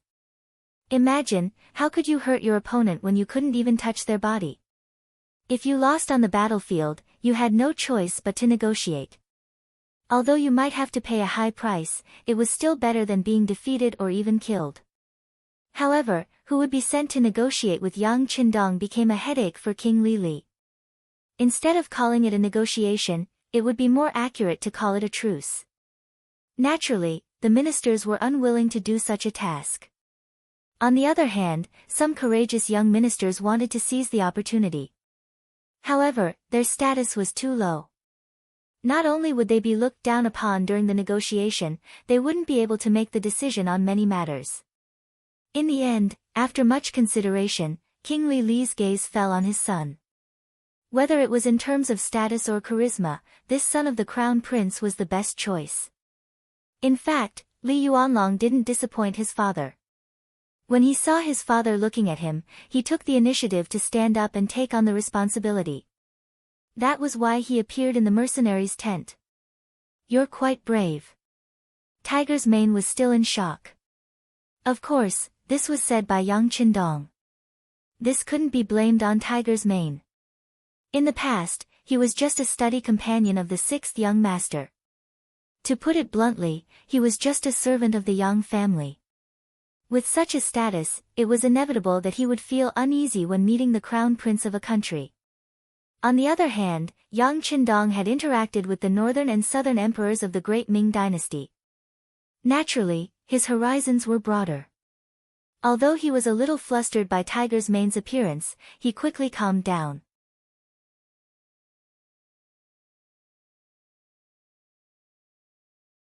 Chapter 526. That was because Yang Qindong knew that with his current status and advantage, the crown prince of Jiaoji was nothing to him. When Li Yuanlong saw how quickly Yang Qindong regained his composure, he sighed inwardly. Yang Qindong was both young and extraordinary. He put aside his shock at Yang Qindong's youth and said with a smile, as the ancients say, when two armies fight, they don't kill the envoys. Besides, I have no grievances with the Duke of Loyalty and Courage. What use is there for you to take this crown prince's head? Why bother being an evil person, right? On the surface, he pretended to be indifferent, but the words that came out of his mouth betrayed him. He was afraid that Yang Qindong would really do something to him, so he first explained some principles, saying that if Yang Qindong targeted him, the consequences would be more harmful than beneficial. Naturally, Yang Qindong understood the meaning behind Li Yuanlong's words and couldn't help but smile. Indeed, he didn't have any thoughts about the crown prince's life, so he wouldn't kill him. However, since Li Yuanlong had appeared in front of him so openly, it wouldn't be in line with Yang Qindong's character if he were to let him be too complacent. Therefore, Li Yuanlong smiled and said with a stern expression, "You don't deserve to address yourself as the crown prince in front of me. If there is a next time, you will be severely punished." When Li Yuanlong saw the smile on Yang Qindong's face, he thought that his words had struck a chord with Yang Qindong. Who would have thought that Li Yuanlong would suddenly fall out with him? Li Yuanlong then realized that he was indeed a little too comfortable just now. He immediately cupped his fists and said, "Yes, I am too used to addressing myself as the crown prince. It is my fault." With one sentence, Li Yuanlong, who had lowered his head, had already expressed his attitude and position, that was, he was really afraid of death and Yang Qindong's anger. Li Yuanlong was so cooperative and put his identity so low, which made Yang Qindong have a new level of respect for him. If this person was incomparably arrogant, even if he didn't kill him, he would humiliate him properly, or even scare him a little to make him lose face. But since the other party was so low-key, he couldn't be too forceful. Bullying a person who didn't dare to fight back was really not fun. "Alright, since you're here, take a seat. Tiger's Mane, go out and keep an eye on them. No one is to disturb them without orders." Yang Qindong said casually to Tiger's Mane. He wanted to see how sincere the crown prince of Jiaoji was. Tiger's Mane originally wanted to stay and protect the young master. However, when he thought of the young master's true strength, he knew that he was unnecessary. He immediately nodded and left. Perhaps it was because of his rebirth, but Yang Qindong had become familiar with his body. His body's potential began to explode.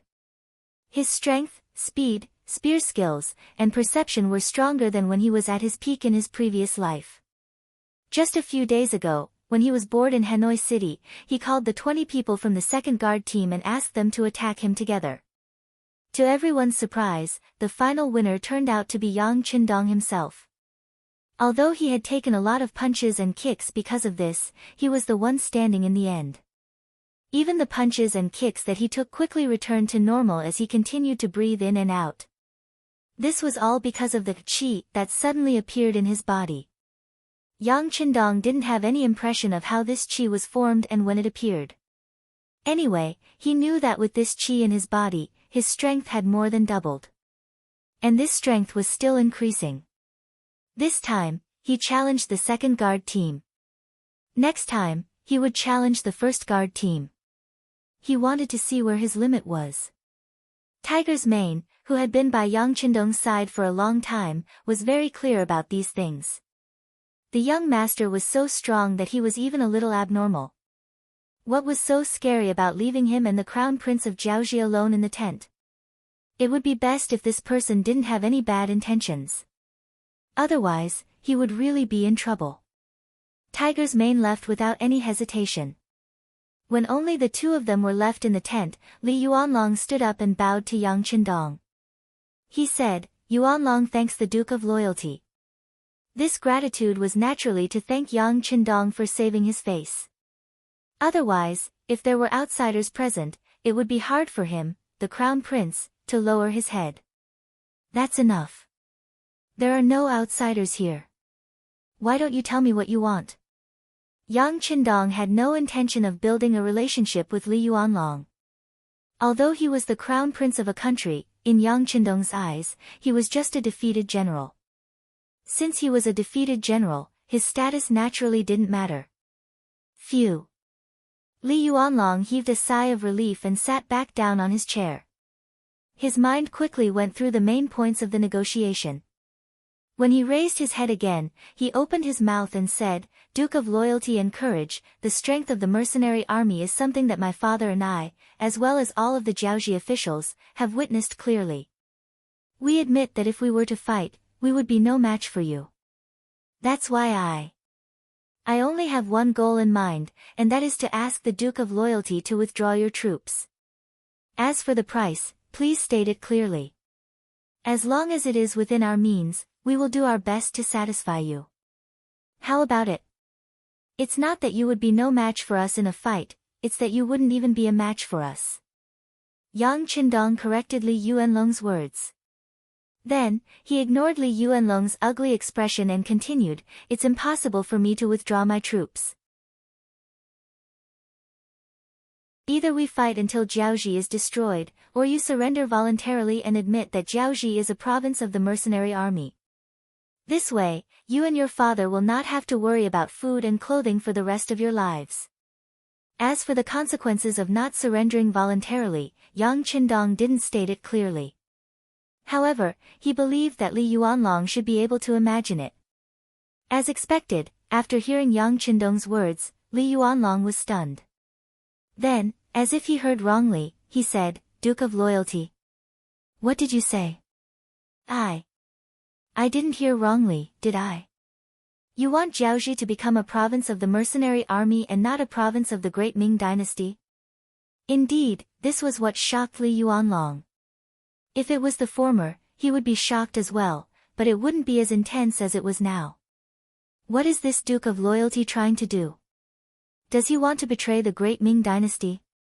As soon as this thought appeared in his mind, it was immediately confirmed. Yes, this Duke of Loyalty must be thinking this way. He has already proven his strength with his actions. It seems that even my father has underestimated this person. Li Yuanlong's expression kept changing. Yang Qindong didn't say anything. He had already made his intentions clear. Even though it wasn't appropriate for him to reveal his thoughts so early, especially in front of the enemy, if he didn't even have this much courage, how could he conquer the world? As for whether Li Yuanlong would inform the great Ming dynasty of his thoughts if he didn't agree, he didn't care. At most, he would just deny it. Without any evidence, who could say anything? Furthermore, whether it was the southern Ming dynasty or Baiming, they probably didn't want to fall out with him. Otherwise, everyone knew what kind of price they would have to pay. Li Yuanlong was truly shocked. He knew that Yang Qindong was a powerful person. Furthermore, he was so young, so it was inevitable that he would be hot-blooded and radical in his actions. However, he didn't expect his goal to be so big. He actually wanted to take over the entire Jiaoji. Wasn't he afraid of indigestion? There were too many questions in his mind, but Li Yuanlong didn't voice them out. This was because he couldn't possibly agree to the other party's request. He was here to negotiate, not to surrender on behalf of the entire Jiaoji. If Yang Qindong was willing to retreat, even if the request was a little too much, he would find a way to satisfy it. However, he couldn't make the decision to surrender without fighting. His status didn't allow him to make such a decision. Li Yuanlong was silent for a long time. When the shock in his heart subsided, he looked at Yang Qindong with a hint of expectation in his eyes and asked, "Duke of Loyalty? Was there really no other way? As long as you retreat, no matter what request you have, we will do our best to satisfy it. What do you think? You can either surrender, and you and your father can still live a good life. Of course, you won't have any power. Or you can choose another path. Tomorrow morning, my mercenary army will attack the city. When that time comes, all of you will die without a burial place." Yang Qindong stared into Li Yuanlong's eyes and said seriously. At this moment, he definitely wouldn't give Li Yuanlong any hope or expectation. This was something that couldn't be changed from the first sentence he said. Seeing Yang Qindong's seriousness, Li Yuanlong knew that there was no way out. However, he could never agree to such a condition. He even wanted to stand up and yell at Yang Qindong at the moment. It was simply impossible. However, such a thought only flashed through his mind for a moment. He couldn't take his life as a joke. Although he was indeed happy to roar like that, once he angered Yang Qindong, he was afraid that his little life would be left here. This was not what he wanted to see at all. "Alright, this is a serious matter. I want to go back and discuss it with my father." Li Yuanlong took a step back and said. He didn't want to negotiate anymore. He just wanted to return to Shiyu City first. "Sure." Yang Qindong nodded. This answer surprised Li Yuanlong. "I can even give you a warning. If you don't give me an accurate answer by noon tomorrow, I will attack the city. When that time comes, you won't have a choice."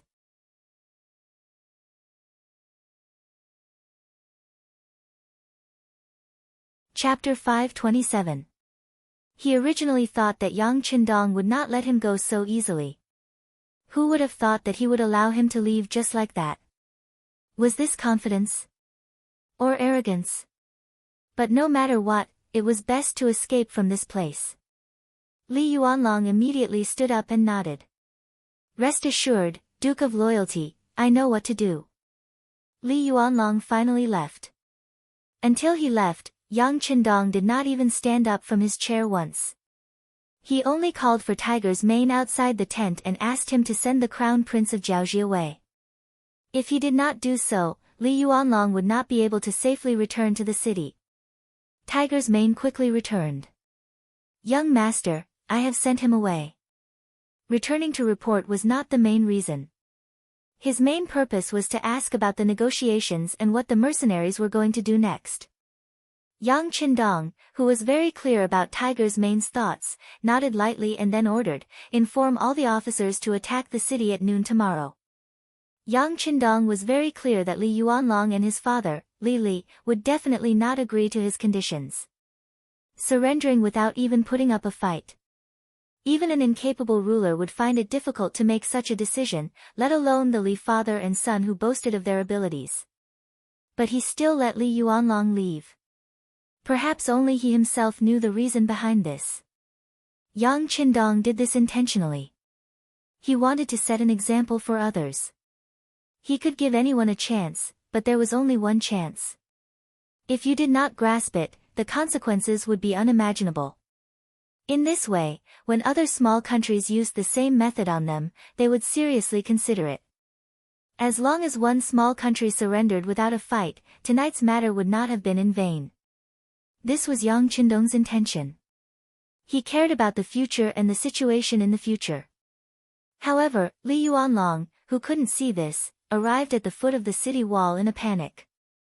He sat on the hanging basket and returned to the city tower. Soon, he appeared in front of his father, Li. The crown prince returned. In the temporary palace, Lily wasn't the only one who didn't rest. None of the civil and military officials were resting. They were waiting for the crown prince to return. They wanted to see what kind of demands he had made, how they would respond, and what concessions they would make. As soon as he entered the temporary hall, Li Yuanlong could feel hundreds of eyes looking at him. If it was in the past, he would be secretly happy to be the center of attention, but at this moment, he was a little annoyed by the way people were staring at him. "Dragoni, How is it? This time, before anyone else could ask, King Lily spoke first. Just from this point alone, it was clear that he had lost his usual composure. This was not Li Li's fault, and it had nothing to do with his age. All of this was because after Crown Prince Li Yuanlong had left the city and discussed with the generals, he had been shocked to discover that they had no way to deal with the mercenaries, nor did they see any hope of victory. This was what caused Lily to be shocked. Could it be that other than negotiation and compromise, there was no other way? It was because of this that he placed all his hopes on his son, hoping that Li Yuanlong could bring him a good result. Even though he knew that the mercenaries would definitely demand an exorbitant price, he still hoped that they would be more polite. After all, weren't the Han people used to learning from Confucianism, talking about moderation, talking about the demeanor of a great country, and forgiving people when possible? As long as you expressed your acceptance, you would usually receive their forgiveness. Perhaps it was because of this that when the Han people were weak, so many people would stand up to bully them. Repaying evil with good, this was what the Han people were most willing to do. Often, doing this would bring them a good reputation. But did they not think about how to repay kindness? Of course, this was a bit off topic. When Li Yuanlong heard his father personally ask, he didn't know how to answer. He stood there for a long time without making a sound. Li Yuanlong's silence made King Lily very anxious. Dragony, what is the situation? Did you not see the Ming dynasty's Duke of Loyalty and Courage? Shaking his head, Li Yuanlong said, I saw him. You saw him? Then what did he say?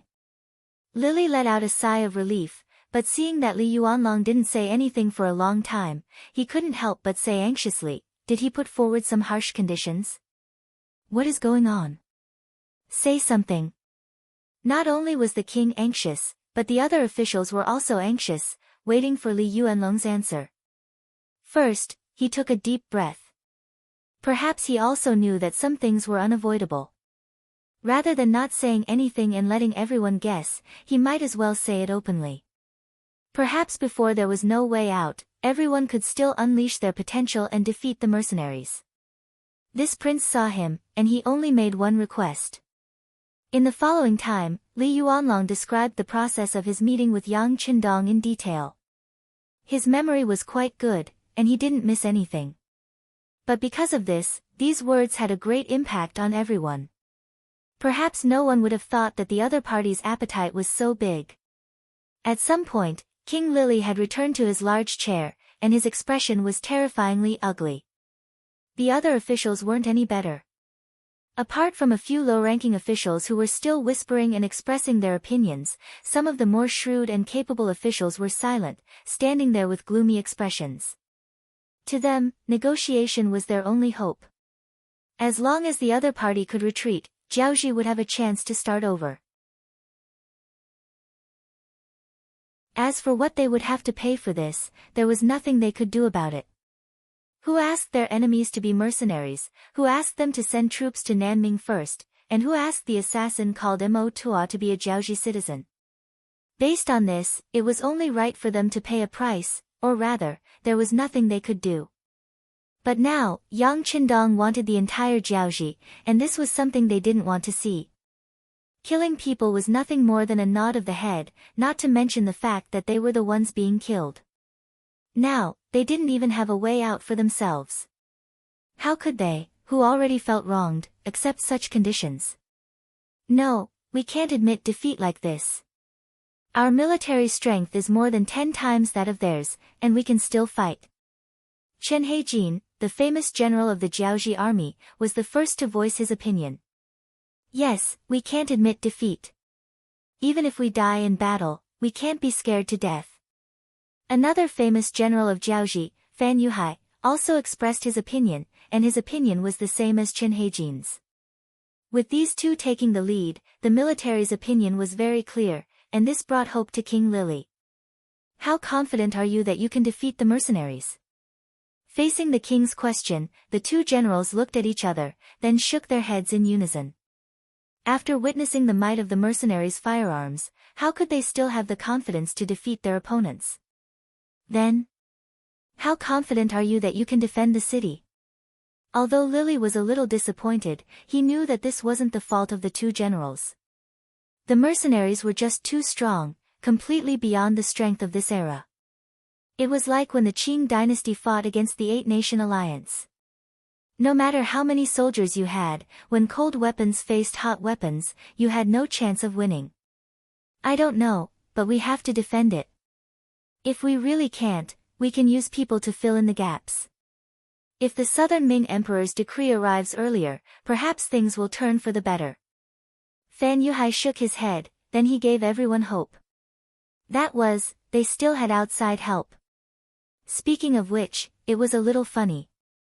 This outside help was actually the Southern Ming regime that they had always regarded as their enemy, and they had taken advantage of them. This was something that couldn't be helped. If they didn't rely on the Southern Ming, Jiaoji wouldn't exist anymore. One had to know that this was different from when they submitted to the Great Ming. At that time, they only submitted on the surface, and at most, the Great Ming would send a few officials to hold down the fort. They still had full autonomy. If the time was right, it would be easy for them to revolt. However, if they surrendered to the mercenaries, their future would be uncertain. Perhaps Jiaoji would never have the chance to rise again. Fan Yuhai placed his hopes on the Southern Ming, and King Lili also had some hope. However, after thinking about it, it seemed that this was the only way. He could only helplessly say, all right, since that's the case, then prepare for war. Prepare the trebuchets in the city. Even if we can't hit them, we can at least use them as a deterrent. Also, when we fight, we must set up a powerful supervision team. Today's scene of the defeated army retreating must not happen again. Before the Crown Prince came back, when everyone talked about today's battle, they more or less felt that it was a pity. In their opinion, if the soldiers didn't fear death and continued to charge forward, they might be able to reach the mercenaries. If that was the case, they might be able to see the hope of victory. The king had made a decision, and that was to fight. Then, they would stall for time until the Southern Ming Emperor stopped the mercenaries. In order to achieve this goal, Lili first took out his own 30,000 king's guards. Then, the Crown Prince also took out his 20,000 elite crown soldiers. Then, there were Chen Heijin's 25,000 black soldiers and Fan Yuhai's 20,000 elephant soldiers. Together, there were 100,000 elite soldiers. In addition, there were 100,000 regular soldiers. If they had to stall, they should be able to resist for a while.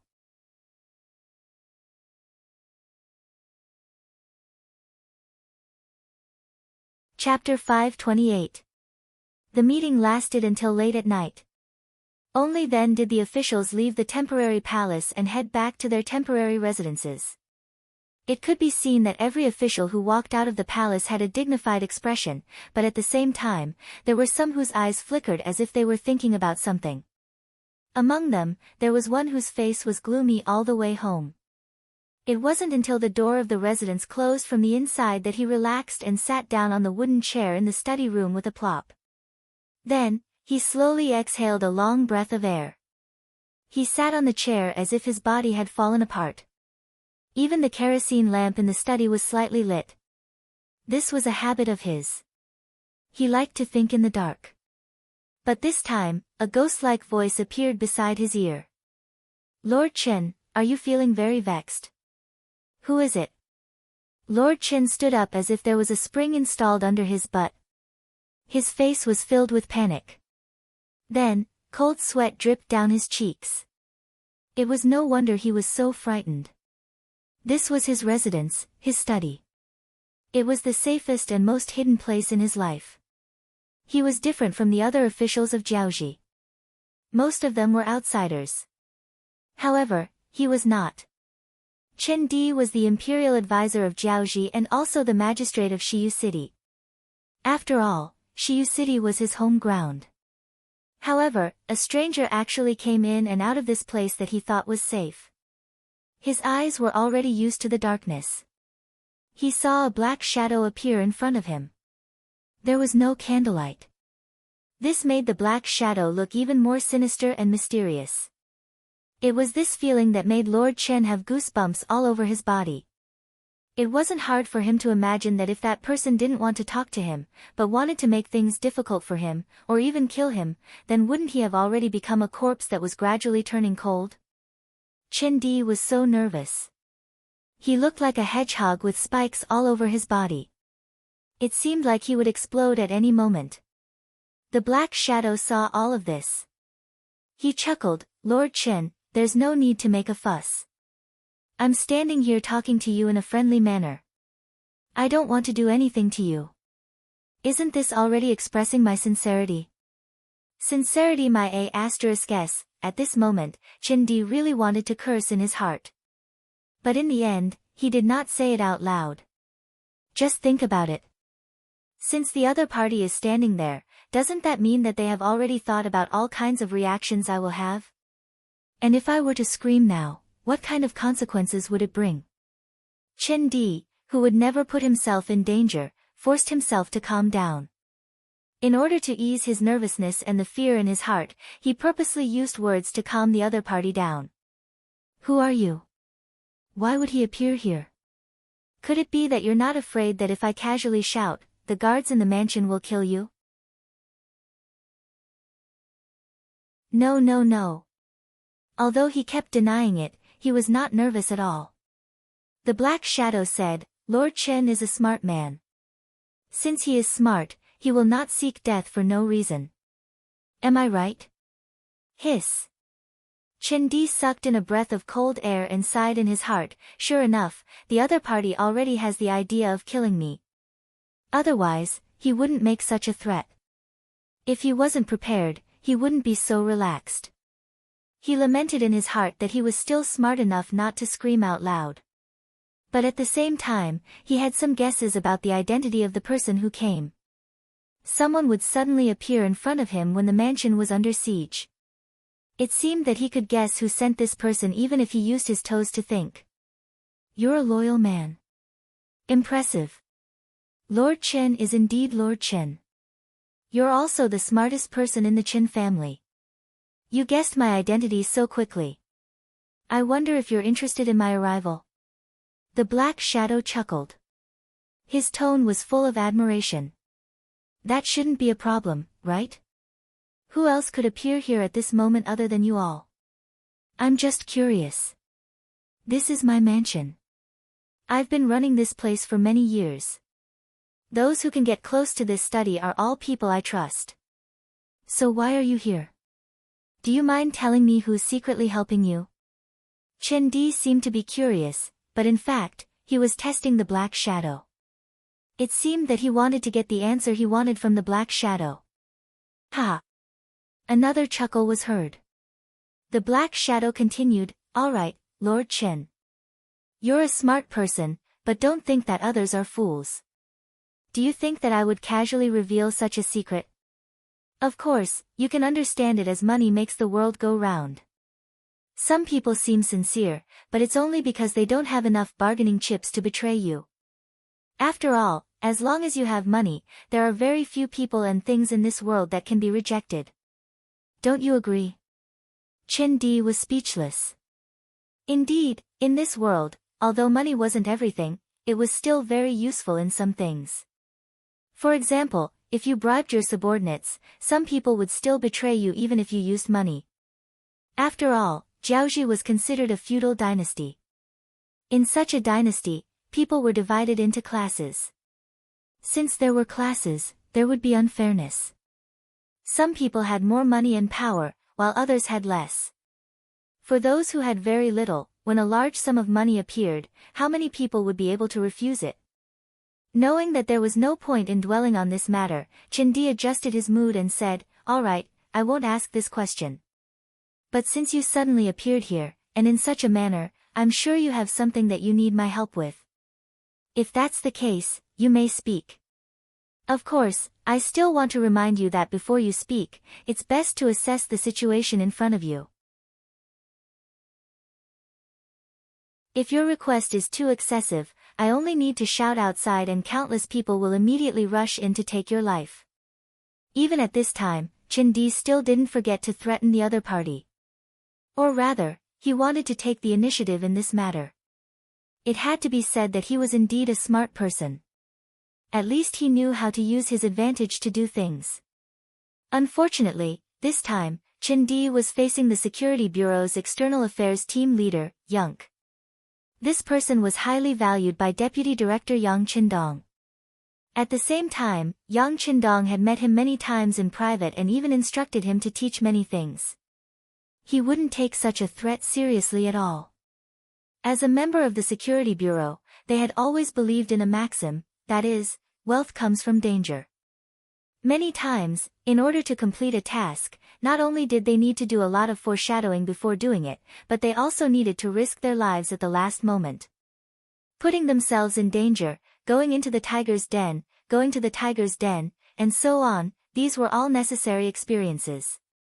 For these senior agents of the Security Bureau who had long disregarded life and death and only had tasks and missions in their eyes, they weren't even afraid of death, so why would they be afraid of Qin Di's verbal threats? What's more, if Qin Di really shouted here, the first one to die would be the one who shouted.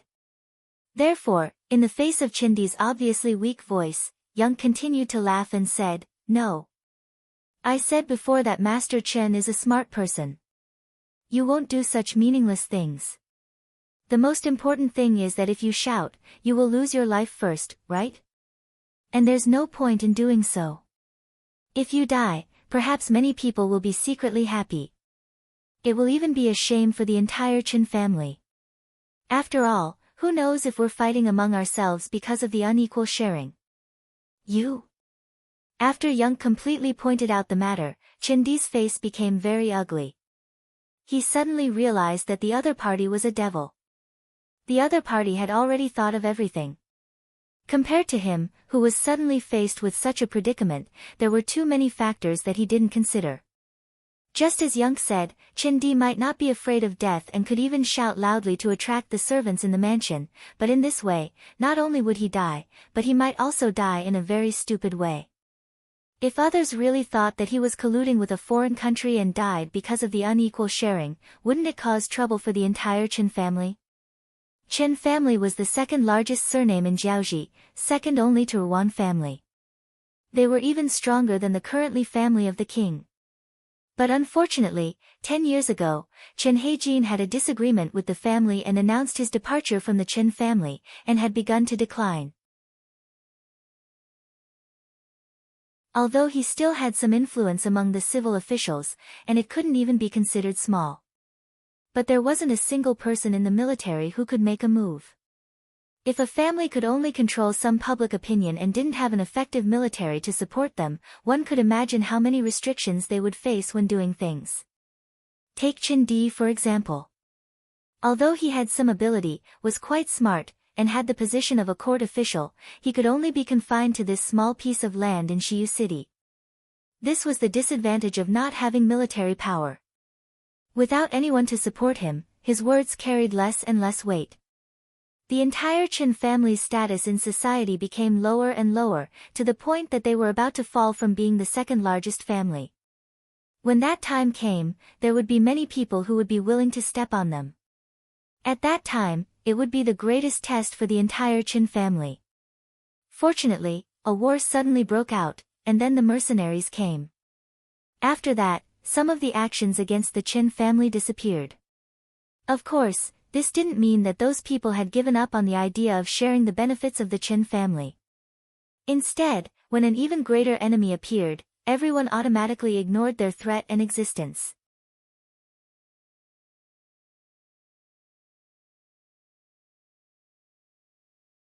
Chapter 529. From a certain point of view, the appearance of the mercenaries had temporarily saved the Qin clan. At the very least, it gave them a chance to deal with the situation. Of course, if the mercenaries retreated, then it wouldn't be long before the Qin clan would still face heavy pressure and danger. It was precisely because she had understood all of this that Yang had sought out Qin Di instead of the other important ministers of Jiaoji. From their analysis, the Qin clan was the most likely to bow to the mercenaries. From a certain point of view, they had a common enemy, didn't they?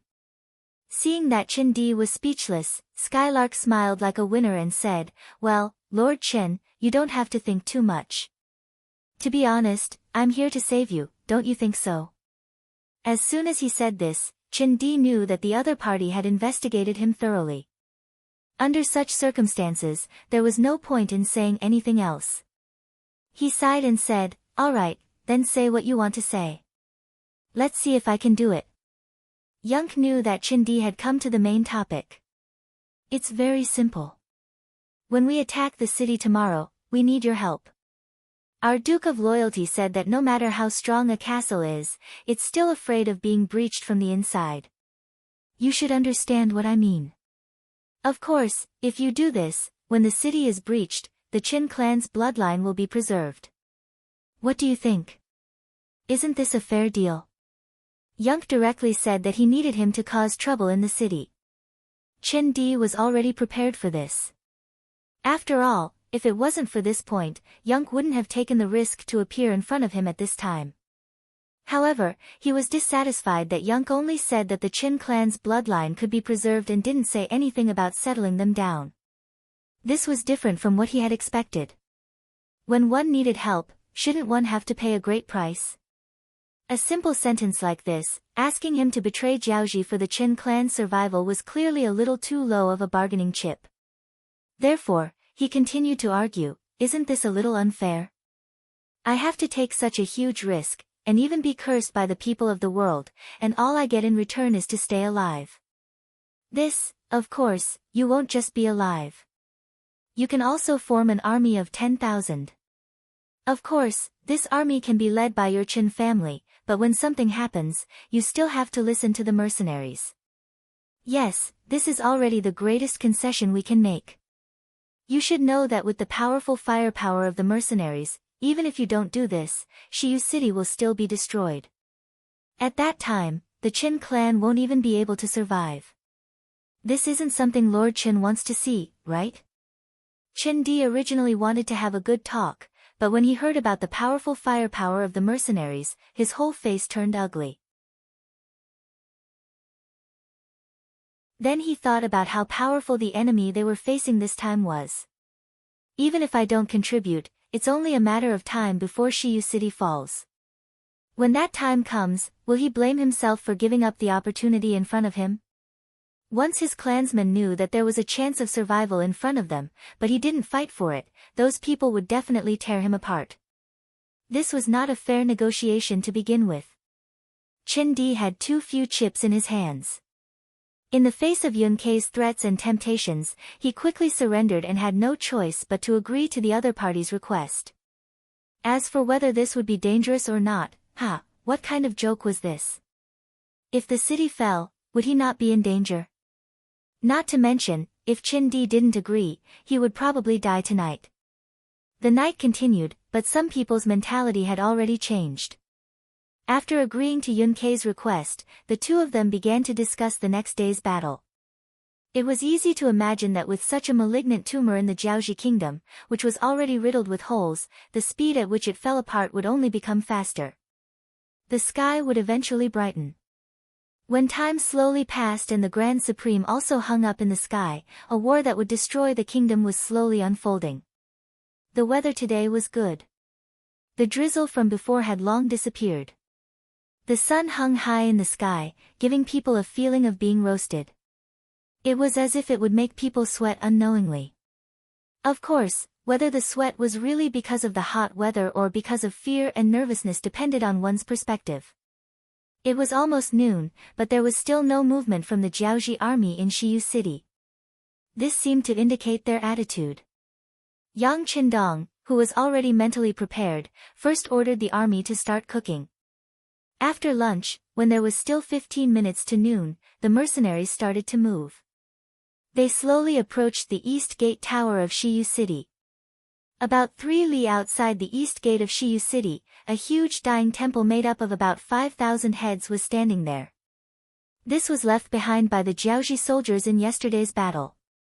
They left behind 6,000 to 7,000 corpses. Among them, other than a few who were shot in the vitals and had their heads smashed, the rest of the dead soldiers' heads were collected and piled up into this capital. 5,000 heads piled up was already a very majestic sight. In addition, the materials were still very fresh. From time to time, fresh blood would flow out from the heads. From afar, it gave people a very terrifying feeling. This was Yang Qindong's psychological tactic. Furthermore, it was the Jiaoji man named Mo Tuo who tried to assassinate him. No matter what he did now, no one would be able to say anything about it. There was a saying, the greater good is on his side. Although the capital was terrifying, it was only a method to affect the morale of the enemy. In order to win on the battlefield, one had to rely on strong military strength. In this aspect, the mercenaries were naturally strong. Just like now, at the front of the troops outside the city was naturally the main force of the Leng Feng's 3rd Battalion. There were 4 battalions of 400 Leng Feng soldiers wielding the 95 style. To his left and right were 7 auxiliary battalions. 2,800 soldiers in camouflage uniforms without any military ranks held Type 81 rifles in their hands. They were like lions trying to catch a rabbit, ready to pounce at any moment. Behind the auxiliary battalions were 18,000 Jiaoji mercenaries. They were all wearing the Jiaoji army uniform. The only difference was that each of them had a white towel of the same color on their right arm. This was used to differentiate them from the Jiaoji soldiers in the city.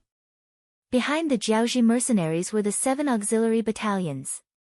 Each of them held a steel blade or a spear in their hands. Their movements were uniform. Their existence was to tie up the loose ends and prevent the Jiaoji mercenaries from betraying them. Although anyone with a discerning eye could see that Jiaoji was on the losing side, anything could happen before a conclusion was reached. One shouldn't have the intention to harm others, but one should always be wary of others.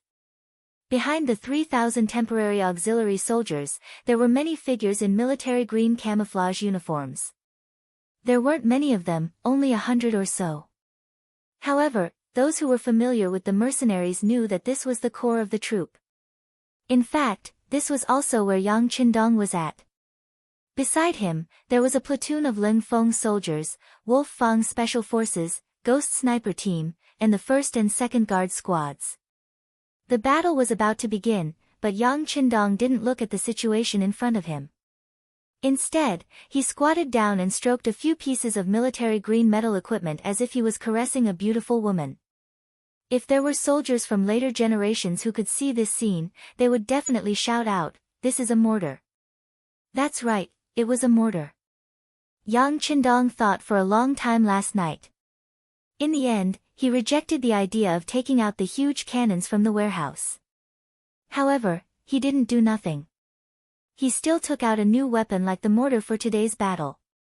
Since he had the warehouse in his hands, wouldn't it be a waste if he didn't make good use of the things inside?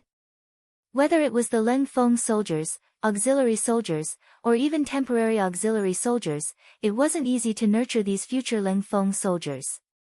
If he had the ability to make them sacrifice less, he wouldn't be stingy with taking out more things. The mortar was what he prepared. The mortar was a type of curved smoothbore cannon with a short body, a large angle of fire, and a high trajectory arc. It was loaded from the muzzle and fired a projectile with a tail fin. It was loaded from the muzzle and fired in a curved manner. The cannon was short, had a short range, and was light and flexible.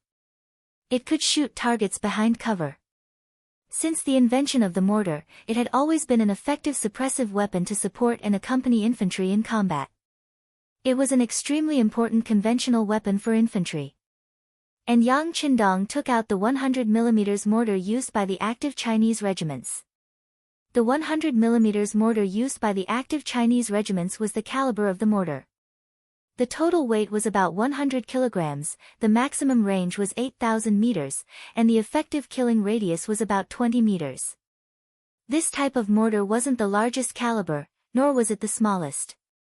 The weight of 200 kilograms wasn't too heavy. At least a few people could easily lift it up. Early in the morning, when the 5 mortars appeared in Yang Qindong's tent, only Tiger's Mane and Beta Persei were surprised.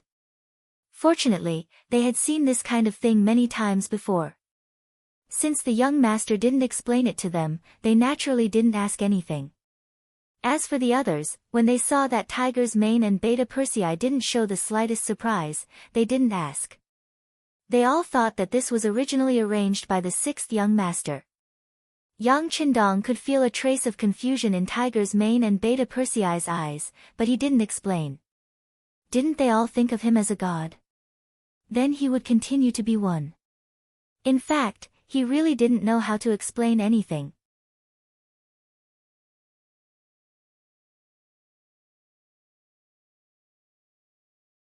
Chapter 530. It was getting closer and closer to noon.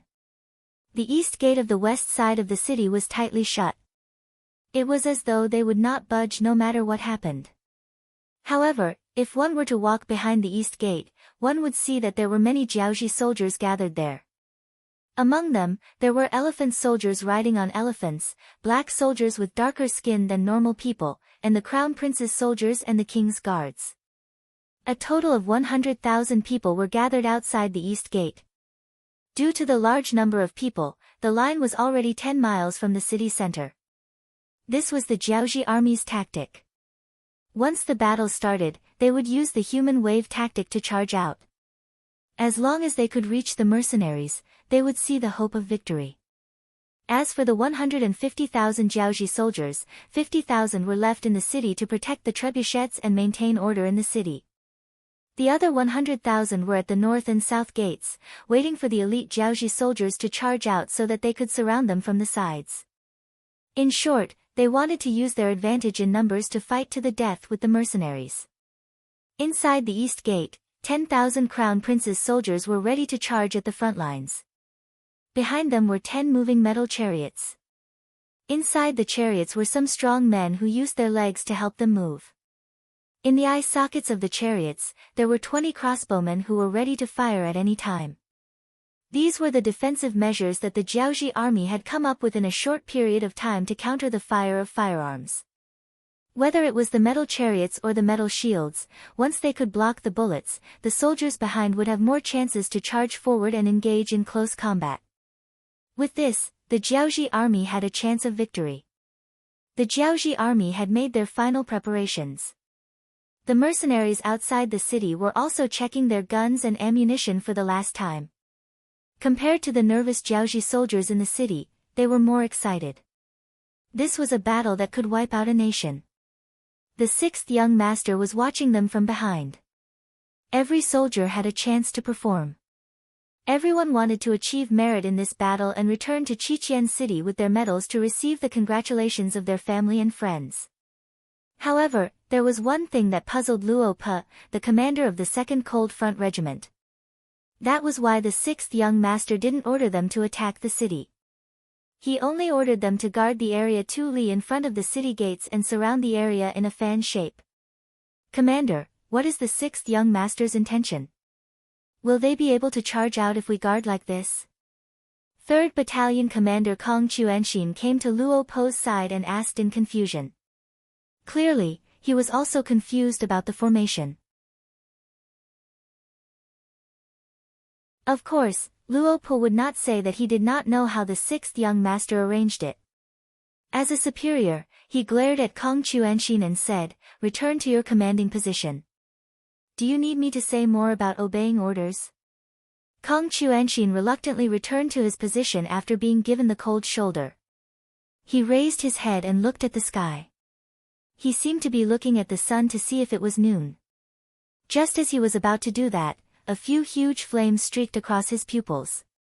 He swore that the flames instantly attracted all his attention. His gaze moved instinctively and he saw the flames falling in an arc into Shiyu City. Then, a series of loud noises that made him feel stupefied and the entire earth trembled. Boom boom boom boom boom. The power of the mortars was on full display at this moment. Especially when those cannonballs fell into the predetermined coordinates, which was the east side of the city, the lethality and destructive power it brought was very shocking. The streets and alleys were filled with elite Jiaoji soldiers. They were waiting for the mercenaries to get close enough to open the city gates and charge out like a gust of wind.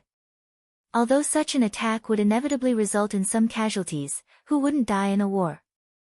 Moreover, the general had said that once they reached the side of the mercenaries, the scales of victory would tip in their favor. The general also said that no matter who it was, as long as they managed to snatch an advanced firearm from the mercenaries, they would be able to exchange it for 200 taels of silver. 200 taels of silver. Compared to the Jiaoji soldiers who only received 2 taels of silver a month, that was equivalent to 10 years of their income. How could such a reward not excite them? Some of the more impatient ones couldn't resist the urge to open the city gates and charge out.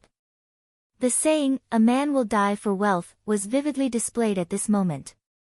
This was also the reason why there were so many Jiaoji soldiers at the East Gate, yet there wasn't any chaos. There weren't any fights between soldiers either. Perhaps everyone's attention was focused outside the city, on the battlefield, thinking of ways to earn more money. Who would be willing to cause more trouble? It was precisely because these people were gathered together that when the mortar shells landed in the eastern part of the city, the destructive power and lethality caused by them was extremely shocking. Many of the soldiers didn't raise their heads to look, so they naturally didn't know where the cannonballs would land. Of course, even if they looked, they wouldn't know where the safest place was either. Based on the speed of sound, the whistling sound was heard first. Then, in less than a second, the cannonballs that were powerful enough to deafen and incinerate people landed on the ground, displaying their formidable might. Every time the cannonballs landed, the area within 30 meters around them would become the most dangerous zone. This was especially so when the cannonballs landed within a radius of 3 meters around them. A huge crater was formed. Regardless of who it was or what it was, they would instantly be reduced to charcoal. Then, there was the area of 10 meters around them. Anyone who stood in this area would be instantly dismembered. Even their parents wouldn't be able to recognize them. Even at the outer perimeter, there were still many cannonball fragments flying about. Even if it was just one fragment, it would be enough to cause them to fall to the ground and cry out in pain. At the same time, they would completely lose their ability to fight. Their miserable cries would also greatly affect the morale of the surrounding soldiers. 5 mortar shells were fired from 5 different positions in a very short period of time. The lethality and destruction caused by the shells could no longer be described with words. For some of the Jiaoji soldiers, there was nothing to be afraid of. Or rather, they didn't know what fear was. However, for those who were still alive, it was indeed a great shock. That kind of feeling could really be described as a living hell, because they didn't know where that godlike thing would land next. Would it just happen to land on their heads? One had to know that this was a mortar taken out from Dachang. Even the shells were produced by Dachang. This made their accuracy and explosive power extremely high. These cannonballs were also developed by the modern army after countless efforts and experiments. They were meant to be used by the grassroots army and were extremely useful. The 25 cannonballs were equivalent to 25 godlike things. This had already scared the higher-ups of Jiaoji silly. King Lili of Jiaoji was already dumbfounded. He didn't know what to say, nor did he know how to describe his current feelings. Perhaps if he had to say it, King Lili would definitely curse him for not saying anything when he had such a powerful weapon and only using it now. What was the point of fighting this war then? If the godlike thing was even more furious, perhaps there wouldn't even be a need to fight this war. Shiyu City would be bombed into ruins and all of them would become fertilizer and be buried in this land forever. Father, what should we do? The crown prince, Li Yuanlong, was also enraged by the god of heaven and lost his temper. He looked at his father with eyes filled with endless fear and terror. Open the city gates and rush out. No matter what, we can't admit defeat like this. Also, think of a way to leave behind some of our elites. We will leave from the west gate and head to the commandant city. King Lili had no choice but to prepare for the worst. Abandoning Shiyu City and heading to the commandant city was a chess piece that Lili had prepared. He thought that this move wouldn't be necessary and would only be used after a period of time. However, it seemed like he had no choice but to use it in advance. Yes. Crown Prince Li Yuanlong calmed down a little after hearing his father's words and went to pass down the order. Outside Shiyu City, the mercenaries were also shocked by the power of the mortar. In fact, it wasn't the first time some of them had seen the power of a cannon. In fact, the power of a cannon was far greater than the power of a mortar. However, because they hadn't received any news previously, they were shocked by this sudden change. Look, the city gates are open.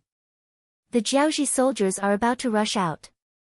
It was unknown which Ling Feng suddenly shouted, drawing everyone's attention to him.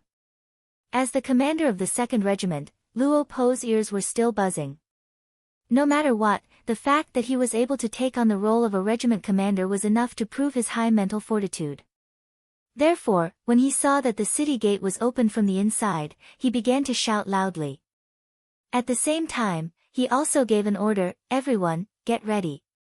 Our chance to shine is here. Check your guns and prepare grenades."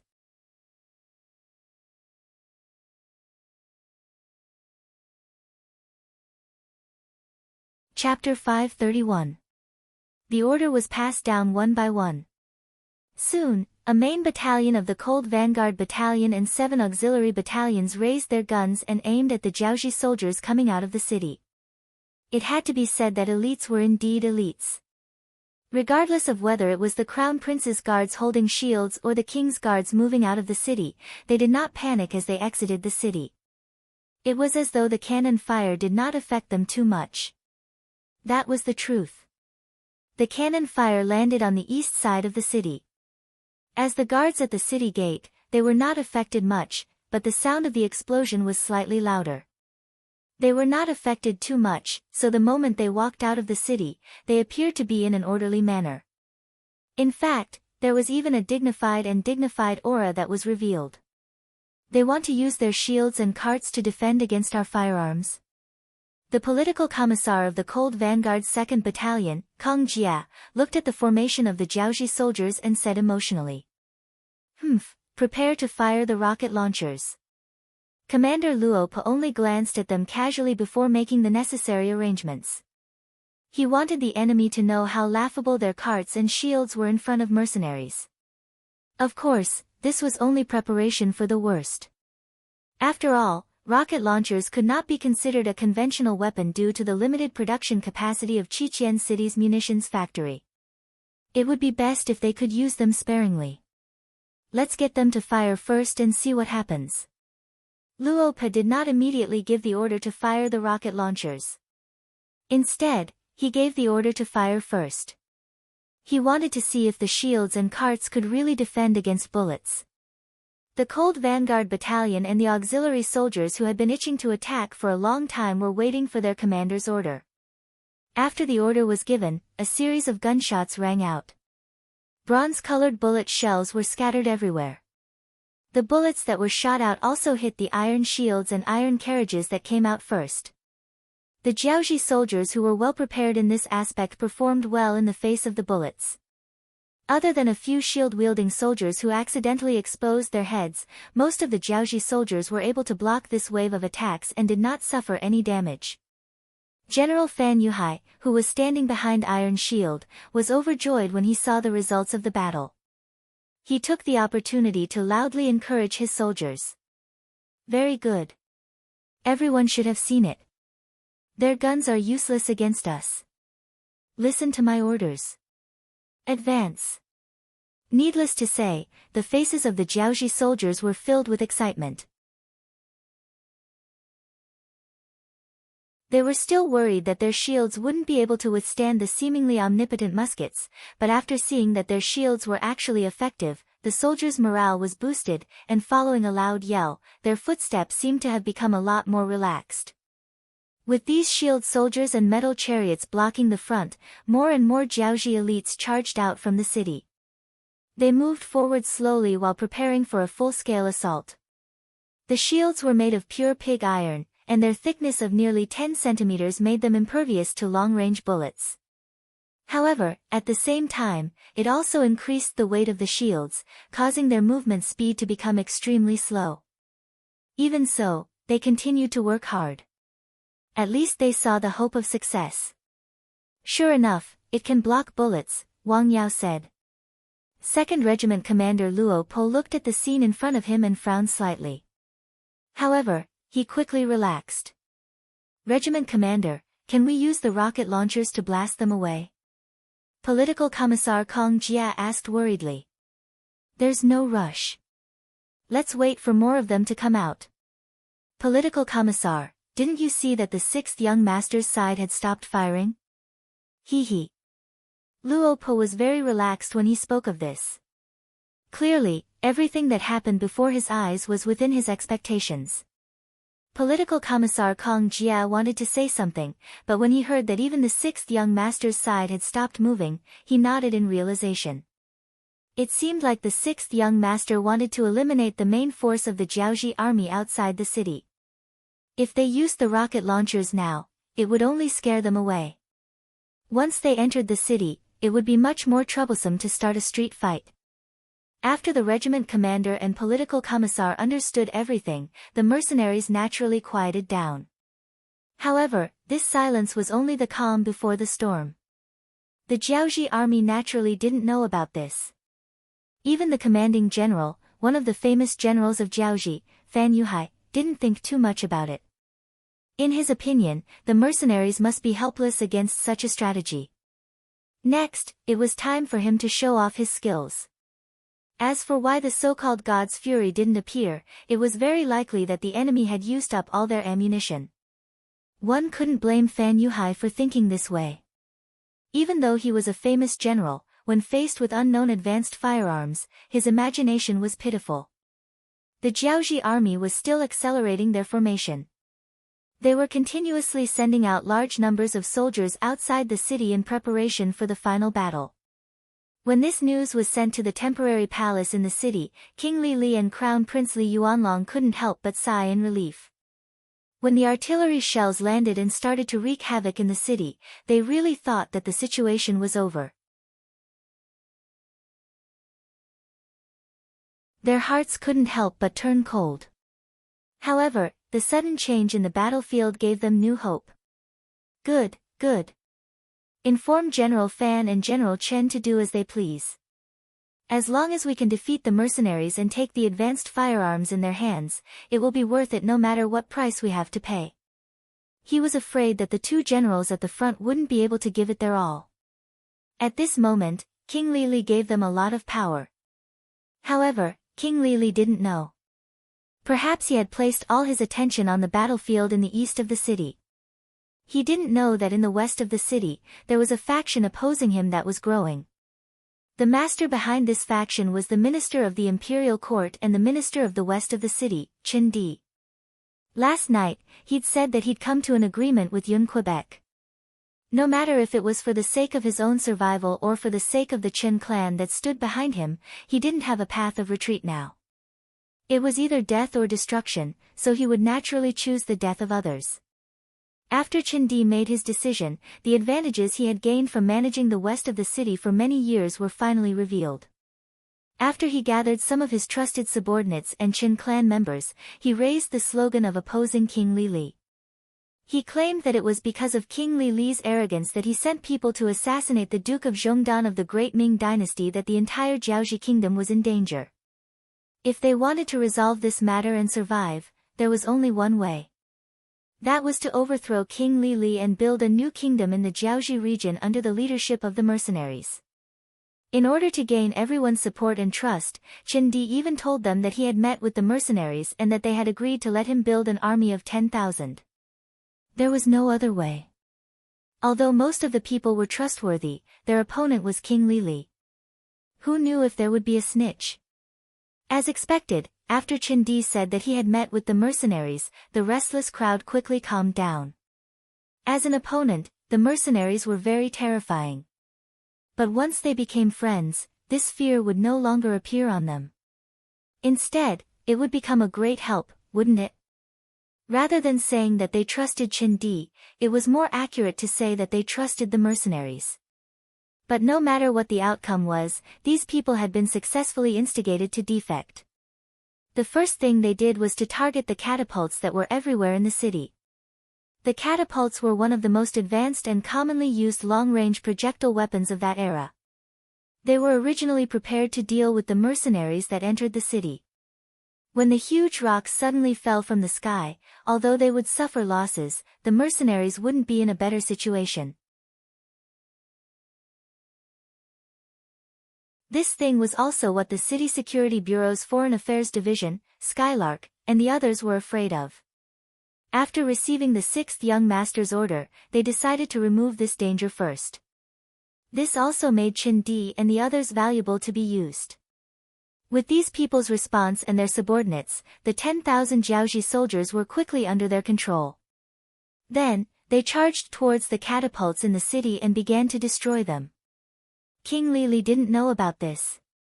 By the time he received this news, the situation had already been decided and the losses could not be recovered. Outside the east side of the city, apart from Crown Prince Li Yuanlong who had followed his father's orders and called back the 5,000 Crown Prince guards, the other 100,000 elites were quickly leaving the city and getting into formation. An army of nearly 100,000. If all of them were deployed, it would be a very large force. Just looking at it from afar would make one's legs go soft and their entire body tremble. After all, this scale was enough to make anyone who was advancing feel fear. Commander Luo Pa also knew this and didn't want his soldiers to experience this. Although he had confidence in the mercenaries, especially in Ling Feng, it was better not to try some things. Therefore, when the other side left the city with about 50,000 people, he waved his hand and ordered the 5 rocket launchers to each lead 5 deputies to move to the west of the city under the East City Gate. There was no other way. The effective range of the rocket launcher was only around 200 meters. Right now, the distance between the two sides was at least 500 meters. Although this distance was shrinking as the Jiaoji army continued to leave the city, he couldn't wait any longer. He could only order the rocket launchers to attack first.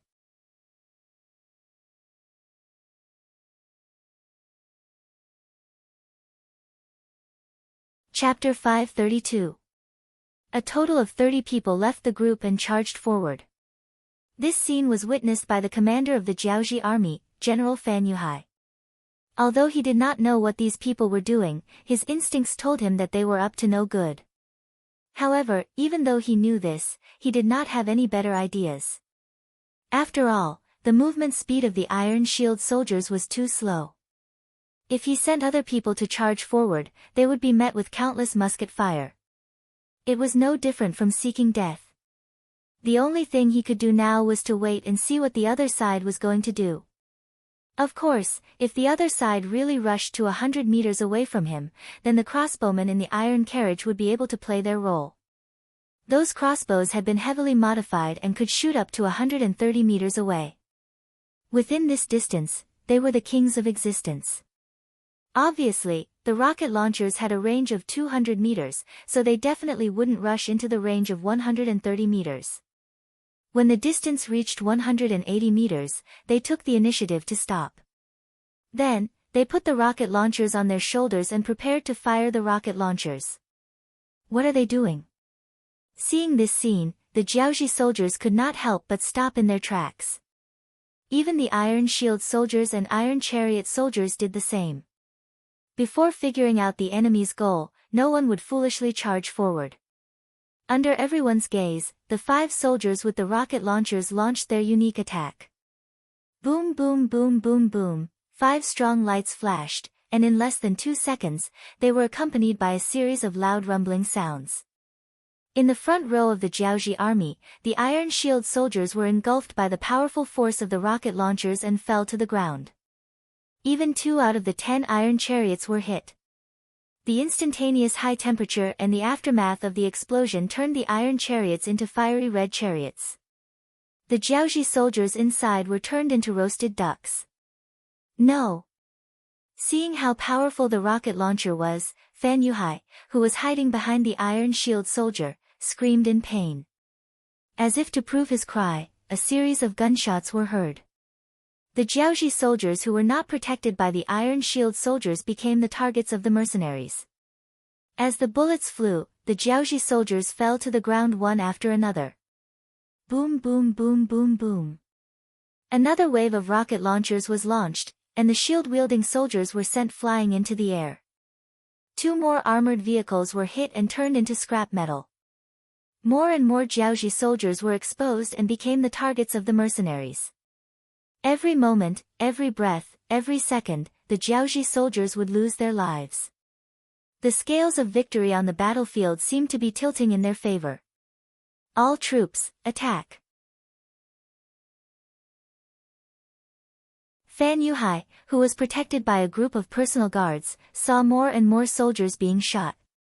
He knew that if he continued to wait, the morale of the army would crumble and they would definitely lose the battle. Thus, he directly gave the order for the entire army to charge.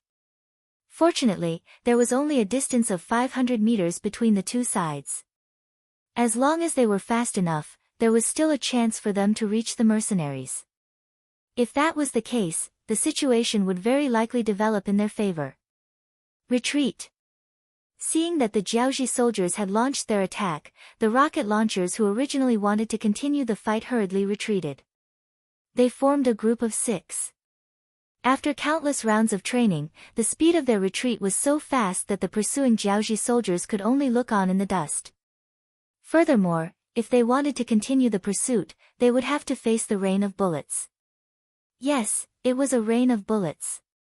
If Yang Qindong knew that the Jiaoji army would send out a large number of soldiers, he would have prepared 9 squad machine guns for the 3rd Battalion of Lingfeng. On average, each squad would have 1 machine gun. He also prepared 3 rounds of bullets in order to prevent the Jiaoji soldiers from suddenly charging forward.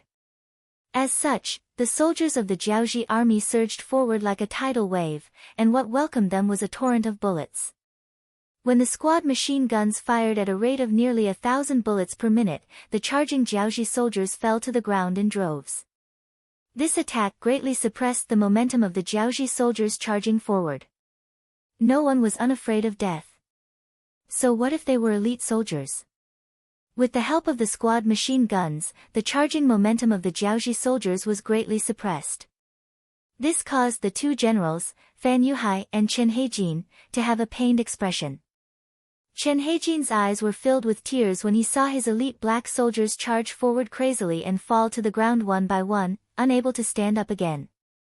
These black soldiers were the elites that he had accumulated over many years in the army.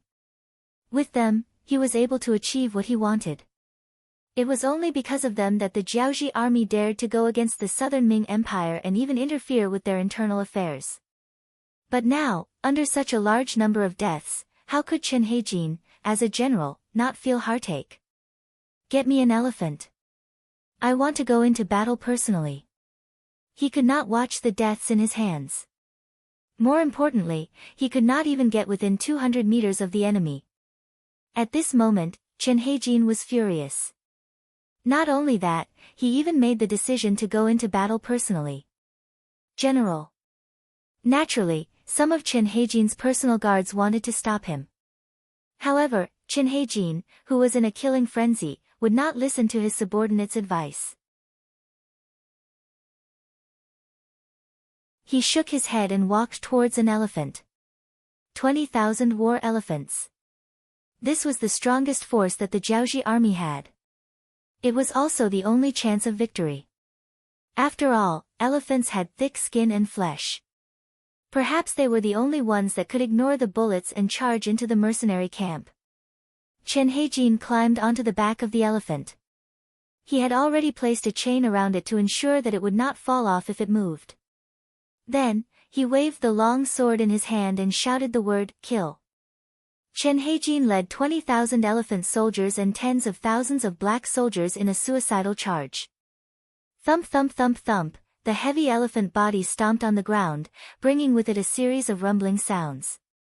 When the 20,000 elephants attacked from the front and back, the momentum was terrifying. On the side of the mercenaries, the 18,000 Jiaoji mercenaries were shocked. As a former member of the Jiaoji people, they knew a thing or two about these war elephants. Some of them even knew that the elephant army played a decisive role in the battle against the great Ming dynasty's musketeers. Now, Could the musketeers of the mercenaries stop the elephants from getting closer? If they could not, once these war elephants charged into the camp, they would start wreaking havoc.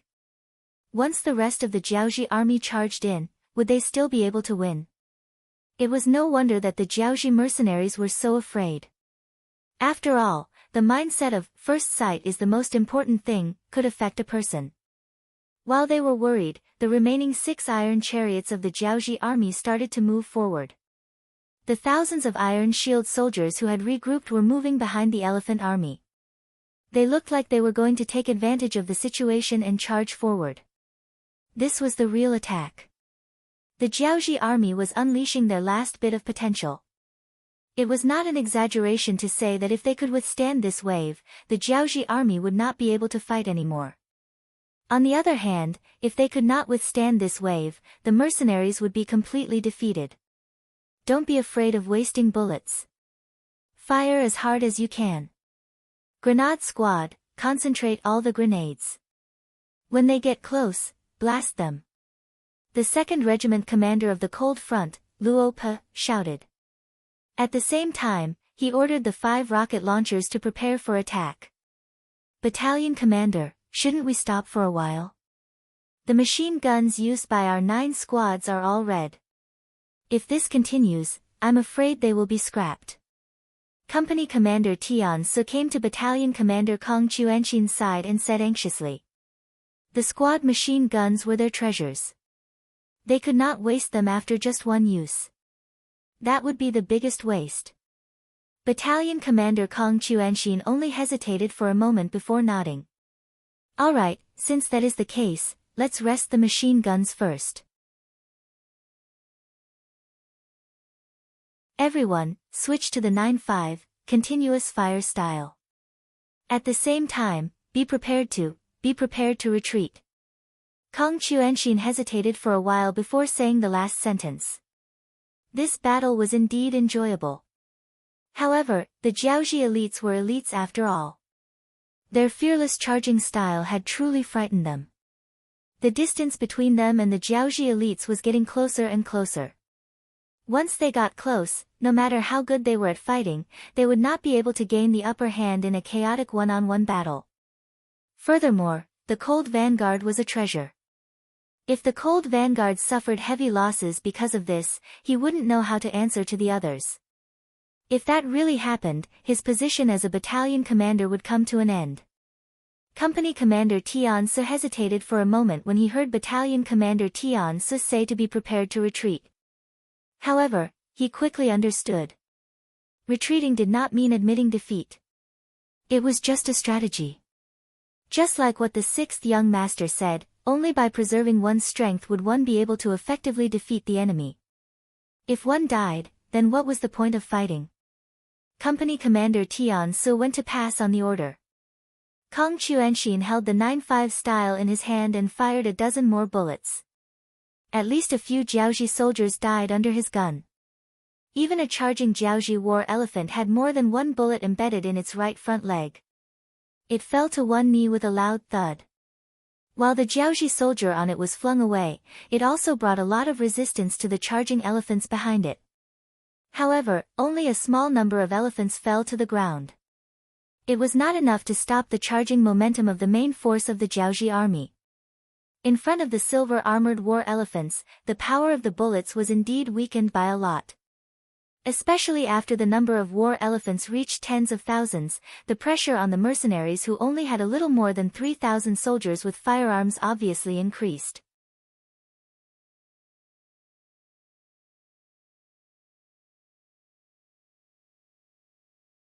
Chapter 533. The rocket launchers were fired, and the war elephants that were hit either fell to the ground or ran away in fear. It did alleviate some of the pressure on the main force of the mercenaries, but it still didn't have much effect on the overall situation. In the rear, Tiger's Mane put down the binoculars in his hand and said to Yang Qindong worriedly, "Young master, the soldiers in front are under a lot of pressure." Yes, they are under a lot of pressure. But when there is pressure, there is motivation, so that these boys don't have their noses up in the sky every day. They look like they are the boss, the second boss, and the third boss. Yang Qindong said this with a smile. Seeing that the young master could still talk and laugh here, Tiger's mane couldn't help but breathe a sigh of relief. It seemed that the young master had a way to turn the situation around.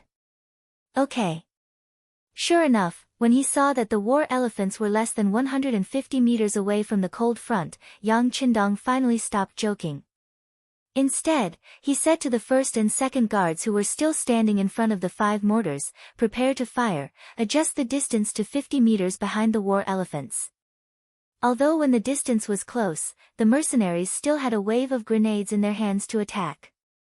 But if the opponent was only a few hundred war elephants, they could give it a try, but against 20,000, it was a bit insufficient.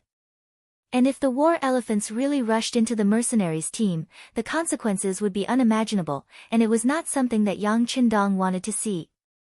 The first and second guards who had been waiting anxiously immediately began to operate the mortars. They even had a competition to see who could hit more accurately. In this regard, Yang Qindong naturally crossed his arms and watched the battle from the side. He had already taught the key points of operation to them, and it turned out that these team members also learned very quickly, which made him very relieved. The result of his relief was that when the mortar shells were fired again, they landed on the spot that Yang Qindong pointed out, and then fell into the elephant herd, sending countless elephants flying. The powerful shells were not comparable to rocket launchers, and the direct result was that the elephant herd was in chaos. After all, they were animals, not humans. Although they had all been trained, under the stimulation of the thunderous sound and the fiery light, these war elephants revealed their instincts and began to run in all directions. This caused the Jiaoji soldiers near them to suffer, and they became meat paste under the feet of the war elephants. Even the Jiaoji soldiers riding on the war elephants didn't fare any better. Faced with the disobedient war elephants, they were either thrown away or directly killed by the shells. Chen Heijin, one of the famous generals of Jiaoji, was unfortunately hit by a shell under such circumstances, and it happened to be in the center of the battlefield. His entire body instantly turned into countless pieces, and his original appearance could no longer be seen. There was a saying that success and failure depended on the same person. The hope that they had placed their hopes on had now become the biggest threat. The moment the Jiaoji soldiers were mercilessly trampled, it was already announced that the attack had failed. In addition, the mercenaries took this opportunity to launch a frenzied counterattack. Some of the brave soldiers directly rushed out and threw the grenades in their hands forward, causing balls of fire to appear, and then, there was no more and then. The morale of the Jiaoji soldiers had been completely extinguished. Even one of the famous generals, Fan Yuhai, saw that the situation was turning for the worse, and led 20,000 elite soldiers to escape in another direction outside the city. As for the soldiers who did not follow General Fan, what they needed to do now was to escape back to Shiyu City.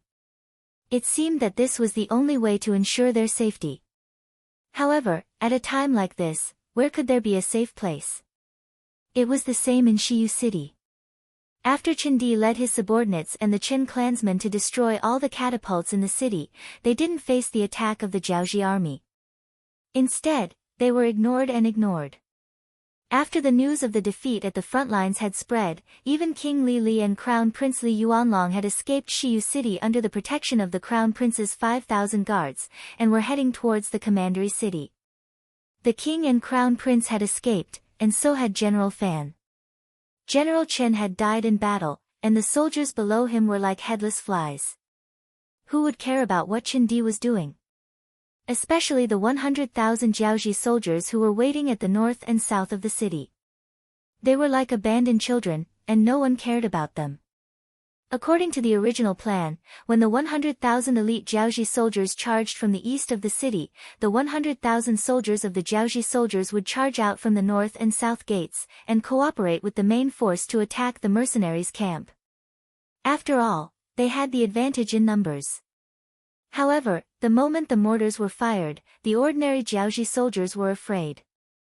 They didn't want to face death, especially when they knew that in the original plan, they were just scapegoats and shields.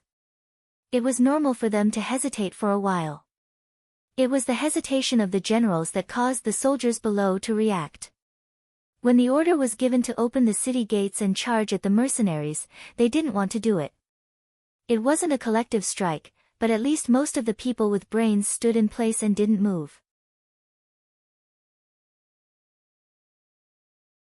When the generals saw that the soldiers didn't follow their orders, although they were angry, they didn't dare to do anything overboard. Who knew if the soldiers would attack them if they were forced into a corner? It was at this time that news came from the front lines. The main elite force had been defeated, the king and the crown prince had fled, and the catapults that had been placed all over the city in preparation for street battles had been destroyed by Qin Di, Magistrate Chen. It was also said that Magistrate Chen had joined the mercenaries and obtained a certain amount of authority. With so much news spreading, the 100,000 ordinary Jiaoji generals were confused. They had been abandoned and couldn't find a way forward. However, some of the smarter ones sent people to contact Qin Di. They wanted to see if there were any benefits to be gained from joining the mercenaries. It wasn't that these generals didn't have a code of brotherhood, but under the circumstances, this was the best choice. One had to know that the puppet army wasn't just a product of one country. As such, the entire Shiyu city began to fall into internal strife with different thoughts. This chaotic situation lasted for a total of 5 days. During these 5 days, the mercenaries stood guard outside the east gate, showing no intention of entering the city. According to Yang Qindong's words, it was a mess. If they entered now, it would be troublesome. There might even be some unnecessary deaths. He didn't want to see such worthless sacrifices. The mercenaries were all treasures, and even the auxiliary soldiers were future treasures. He didn't want to see any of them die just because they went to clean up a mess that they had already won. Thus, the best way was to wait. He would wait for Qin Di and Yang to clear up the order in the city before entering. Of course, he didn't do anything during these 5 days. There were close to 50,000 captives outside the east gate under his command. These were the elites of Jiaoji. Furthermore, they were made up of strong men and adult men. They were a rich source of manpower. With close to 50,000 captives, the 18,000 Jiaoji mercenaries were naturally put to good use. They were in charge of guarding the captives while the auxiliary soldiers were in charge of screening and registration. The mercenaries and auxiliary soldiers were in charge of guarding the captives. The cooperation went smoothly. However, Yang Qindong was dissatisfied that 20,000 captives had escaped. Even the famous general of Jiaoji, Fan Yuhai, had escaped. Thus, the battle outside the east gate had only killed 30,000 people. However, this was already enough to set the foundation for Jiaoji's downfall. This was because good news had just come from the commandery city. King Li Li and Crown Prince Li Yuanlong, who had escaped there, had already snuck into the commandery city. They had been captured alive by Wu Sheng, the commander of the 2nd Battalion of the Cold Front 2nd Regiment. Wu Sheng had led the 1st Battalion of the main force and 2 auxiliary battalions to fight in the Langsun region. At the peak of the battle, they had faced Chen Heijin's 30,000 black soldiers and Ruan Gengwang's 30,000 Jiaoji soldiers. Even so, Wu Sheng and his men weren't at a disadvantage. Relying on their training in the rainforest, superior equipment, and close cooperation, they had killed 20,000 enemies and lost less than 200 men. After seeing Chen Heijin retreat to Shiyu City, the remaining 1,000 men had followed orders to the commandery city. They had quietly infiltrated the city and occupied it without leaving a trace. Only when King Li Li and his men were surrounded did they know that there was no way out. After a series of battles, General Ruan Shaozhong had been killed, and King Li Li and Crown Prince Li Yuanlong had been captured. This also marked the fall of the Jiaoji kingdom. Just a few days ago, Chen Bo, the commander of the 2nd Battalion, who had defeated 100,000 Lansang soldiers and occupied Yinglu City, had returned. Along with him were 90,000 Lansang soldiers. Suddenly, the number of captives had reached 150,000, and the pressure was not small. Fortunately, there were 45,000 young and knowledgeable people from Hanoi City, the capital of Jiaoji Nation. Their arrival alleviated the pressure on the captives. They only needed to wait for 2 more days for the Nye Tong regiment to take over the captives, and the situation would be settled. From the time they entered Jiaoji until now, it had only been a month. Counting from the time they entered the Lang Sun region, it had only been 50 days. The arrogant Jiaoji army that dared to challenge the Great Ming at its peak had been wiped out. Now, other than a few cities that were still guarded by Jiaoji soldiers, most of the main cities had been taken over by the mercenaries. It could be said that from this moment onwards, Yang Qindong could announce to the world that Jiaoji had been destroyed. 5 days later, Shiyu City was no longer as chaotic as before. After Chen Di asked for instructions, and Yun Ke passed the message, the East City Gate was opened once more, and a large number of Jiaoji soldiers walked out.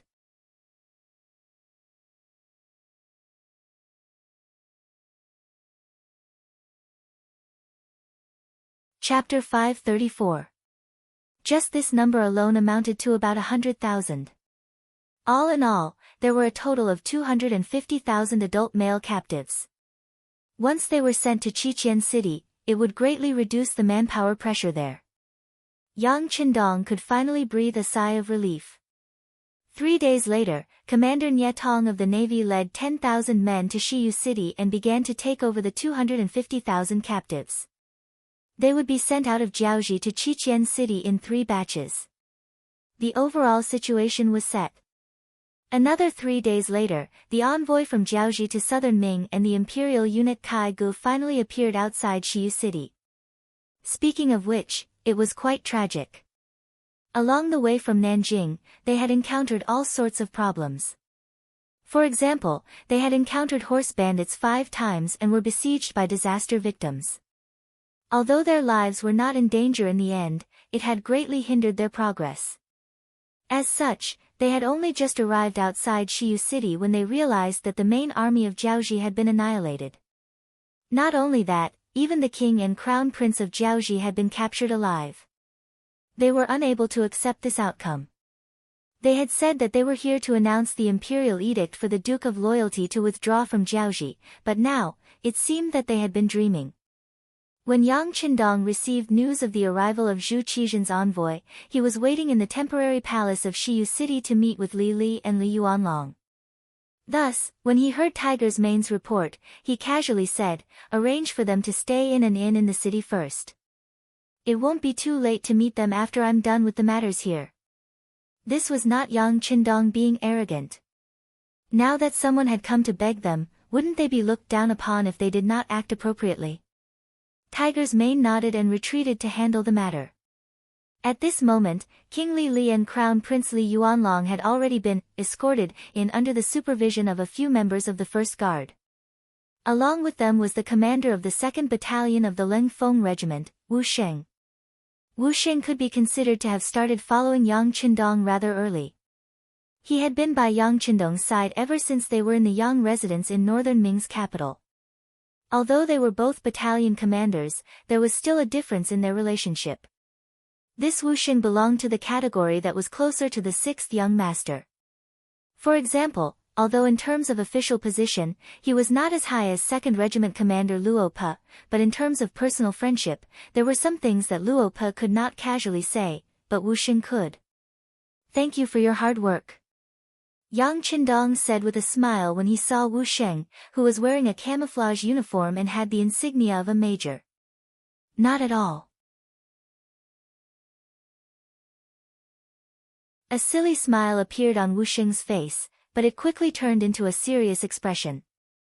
The 6th young master could joke with him, but he did not have the right to joke with the 6th young master. Especially as the Yang clan system continued to grow, the distance between the two would only grow further and further. Yang Qindong was very satisfied with Wu Sheng's performance. He liked people who knew their limits when doing things, and only such people could be trusted. Those who did not know the immensity of heaven and earth when they came to power obviously would not have much of a future.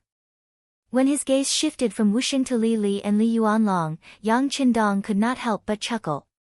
Yang Qindong did not know what King Li Li had been like in the past.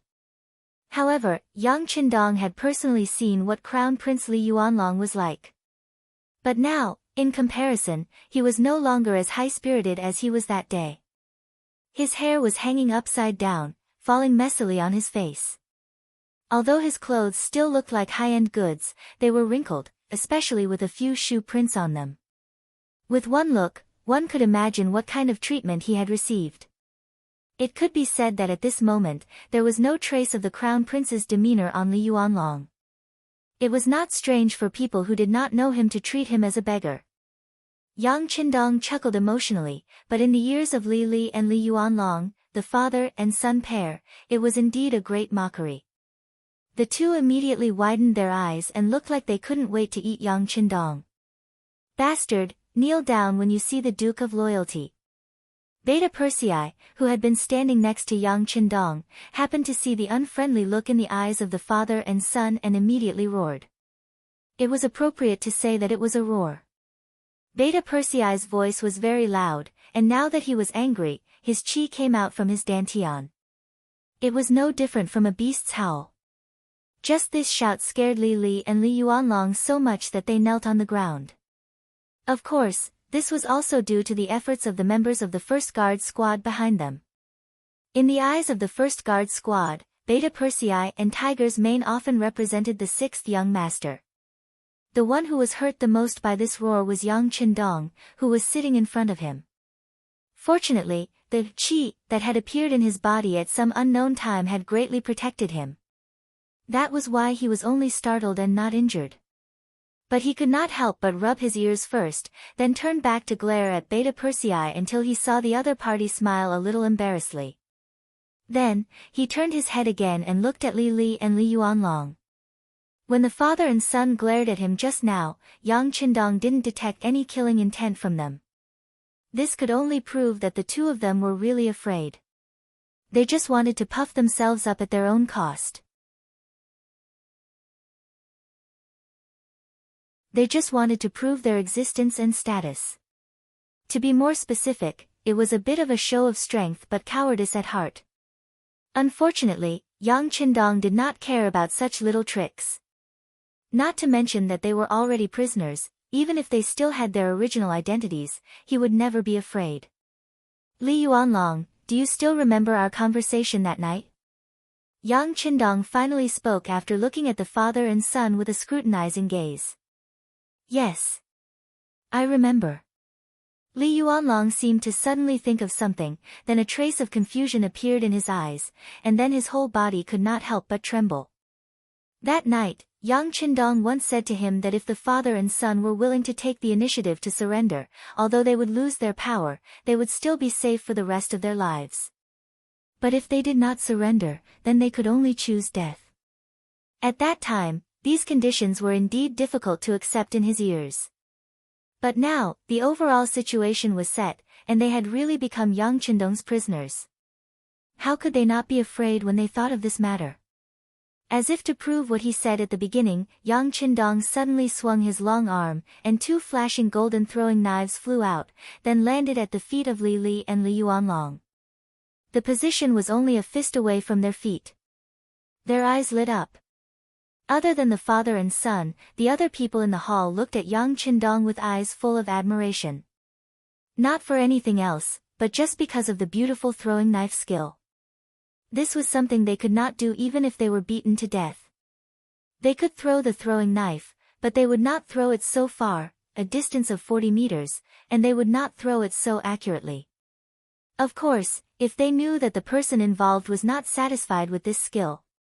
Yang Qindong was still thinking in his heart that he was still not mature and skilled in using qi.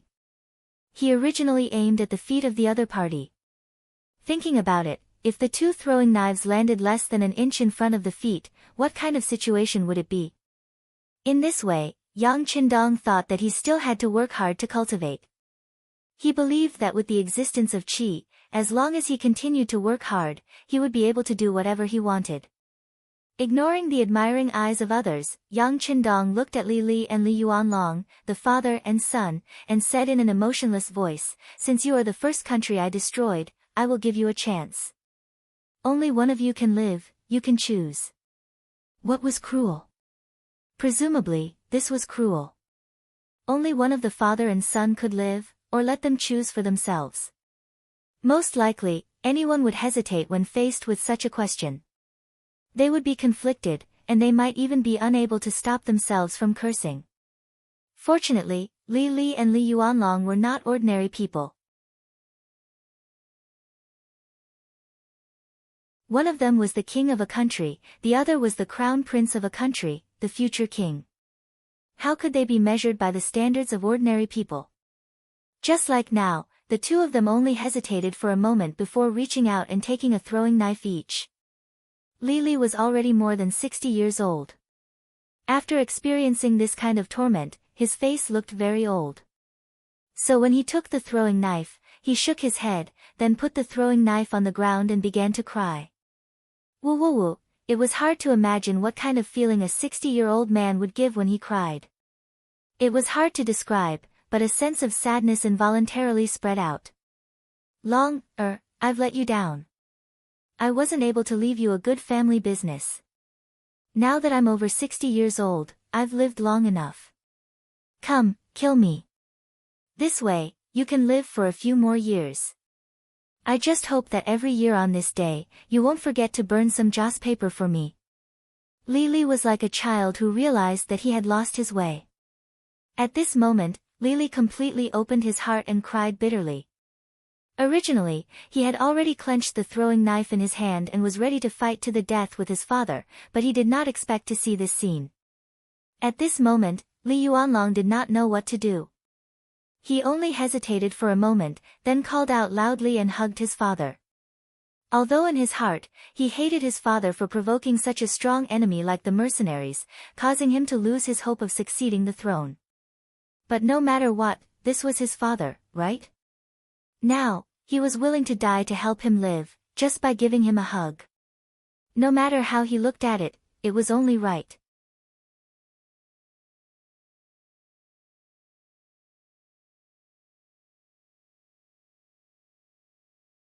Chapter 535. For a moment, the father and son hugged each other and cried bitterly.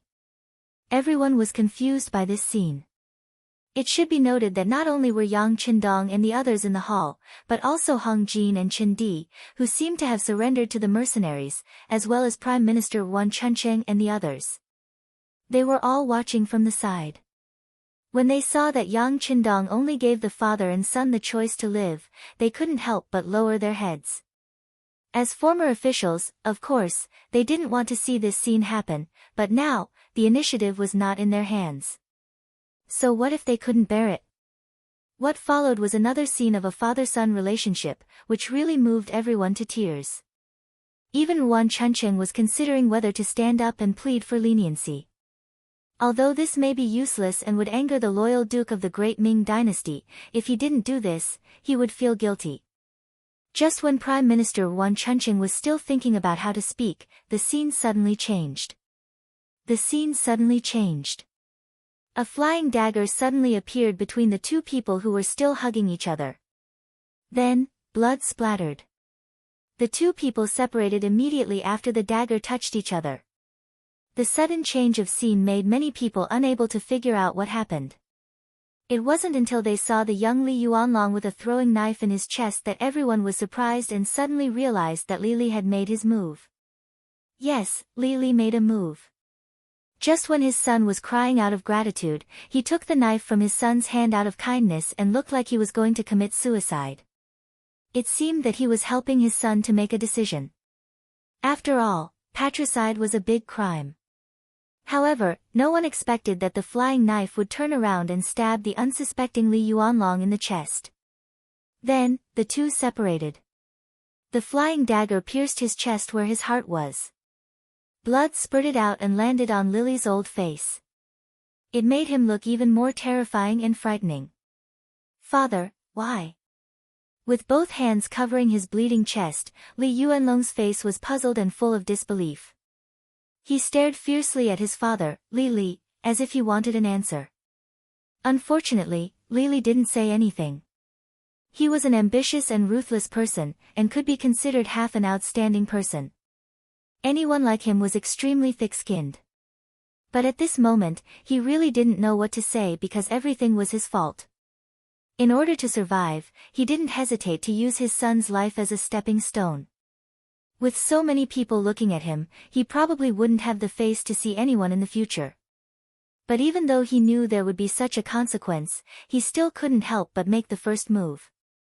Moreover, he had used such underhanded methods. Everything was because he didn't want to die. He was afraid of death. Don't think that some people are overbearing and act high and mighty. Usually, he would kill people without batting an eyelid and take their lives as if it were child's play. But usually, such people were very afraid of death. This was because they didn't know what they would face after death. That feeling of the unknown terrified them. Especially after they were used to controlling everything, death was their taboo. In particular, the older they got, the more fearful they felt. This was why many kings were very wise when they were young, but when they were old, they would study things like longevity. They knew it was impossible, but they had to do it. Li Li didn't want to die, so the one to die was Li Yuanlong. So what if this person was his son? At least he survived, right? As for whether his actions would cause others to hate him, he didn't care. In his opinion, since Yang Qindong had set the rules, as long as they followed the rules, it would be fine. As for the result, Yang Qindong would definitely admit it. Otherwise, it would be a slap in the face in front of everyone. Those who truly wanted to do great things wouldn't do such a thing. Li Yuanlong glared at his father with unwillingness. In the end, because he had lost too much blood, he fell to the ground with a plop and died with his eyes closed. Seeing all of this, the people at the side, including Yuan Chuncheng, had a trace of hatred and confusion in their eyes. They suddenly looked down on their former king. On the other hand, Yang Qindong was just as Li Li had expected. He wasn't surprised at all. In fact, before Li Li was about to act, he had already felt it. Yes, he had indeed felt it. All of this was due to the qi in his body. It was that qi that told him that Li Li had killing intent, but Li Yuanlong didn't, so the result was already within his expectations. In fact, for Yang Qindong, he didn't care who lived or died. Just as Li Li thought, it was fine as long as they played within the rules of his game. Of course, he was more or less shocked that Li Yuanlong had personally killed his son. Perhaps this was the nature of an ambitious and ruthless person. Very good, Li Li, you win. From now on, no one will make things difficult for you. You can still live well. Of course, don't think about power and freedom. You will be sent to a very safe place. You won't have to worry about food and drink. If your former subordinates want to see you, they will be able to do so after they apply for permission. I only want to remind you of one thing. Don't think about unrealistic problems. Otherwise, no son will be willing to take the blame for you next time. After giving a definition to this matter and setting a rule for Li Li's life, Yang Qindong waved his hand. Then, Ba Daojiang, Peng Yu, and a few other guards came forward to take Li Li away. Li Yuanlong's corpse was also taken away.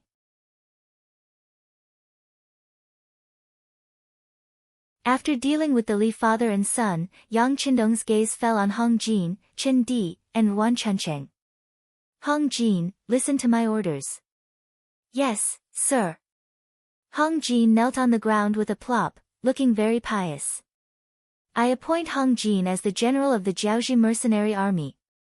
He will command 15,000 soldiers. Qin Di, listen to my orders. You will be the deputy general of the Jiaoji mercenary army. You will command 10,000 soldiers. Yuan Chuncheng, listen to my orders. You will be the deputy general of the Jiaoji mercenary army. You will command 5,000 soldiers. As soon as he opened his mouth, he appointed 3 people. As the first 2 people, Hong Jin and Qin Di, were naturally excited and happy. At least they would be able to live and have a certain amount of power. Compared to many of the ministers of Jiaoji, their outcome was the best. However, the last person to be named, Yuan Chuncheng, stood there without moving for a long time after hearing Yang Qindong call his name. What? You're not willing? Seeing that Yuan Chunqing didn't say anything, Yang Qindong raised his voice as if he was questioning Yuan Chunqing. I don't have to die. Why would you forgive me and give me such an important task? Yuan Chunqing was confused. Obviously, he did not understand Yang Qindong's decision. He had originally thought that he was going to die for sure, and he had even mentally prepared himself for it. However, who would have thought that not only was he innocent, but he was also given great power? Because you have the ability. I'm interested in your ability. There are still some places in Jiaoji that are in chaos. I hope that you can step in and calm them down so that fewer people die. I think you can do it and you're willing to do it, right? Yang Qindong pointed out the reason why he wanted to put Yuan Chunqing in an important position. Although Yuan Chunqing did not contribute much, he did not do anything wrong either. It was his original identity that forced him to go against the Jiaoji mercenary army. There was no personal grudge between them. Furthermore, he was able to become the prime minister of Jiaoji. Even a formidable person like Lily approved of him. No one would believe that he did not have the ability. If he dared to put Lily in an important position, why wouldn't Yang Qindong do the same? Not to mention, Hong Jin and Qin Di were suppressing him from above, so there wouldn't be any problems. Of course, the main reason why Yang Qindong wanted to use Yuan Chunqing was because he knew that Yuan Chunqing was talented and capable. In the past, Jiaoji was his enemy. When he wanted to kill and destroy, he would not show any mercy. But now, this place had become his sphere of influence. Naturally, he had to change his mindset.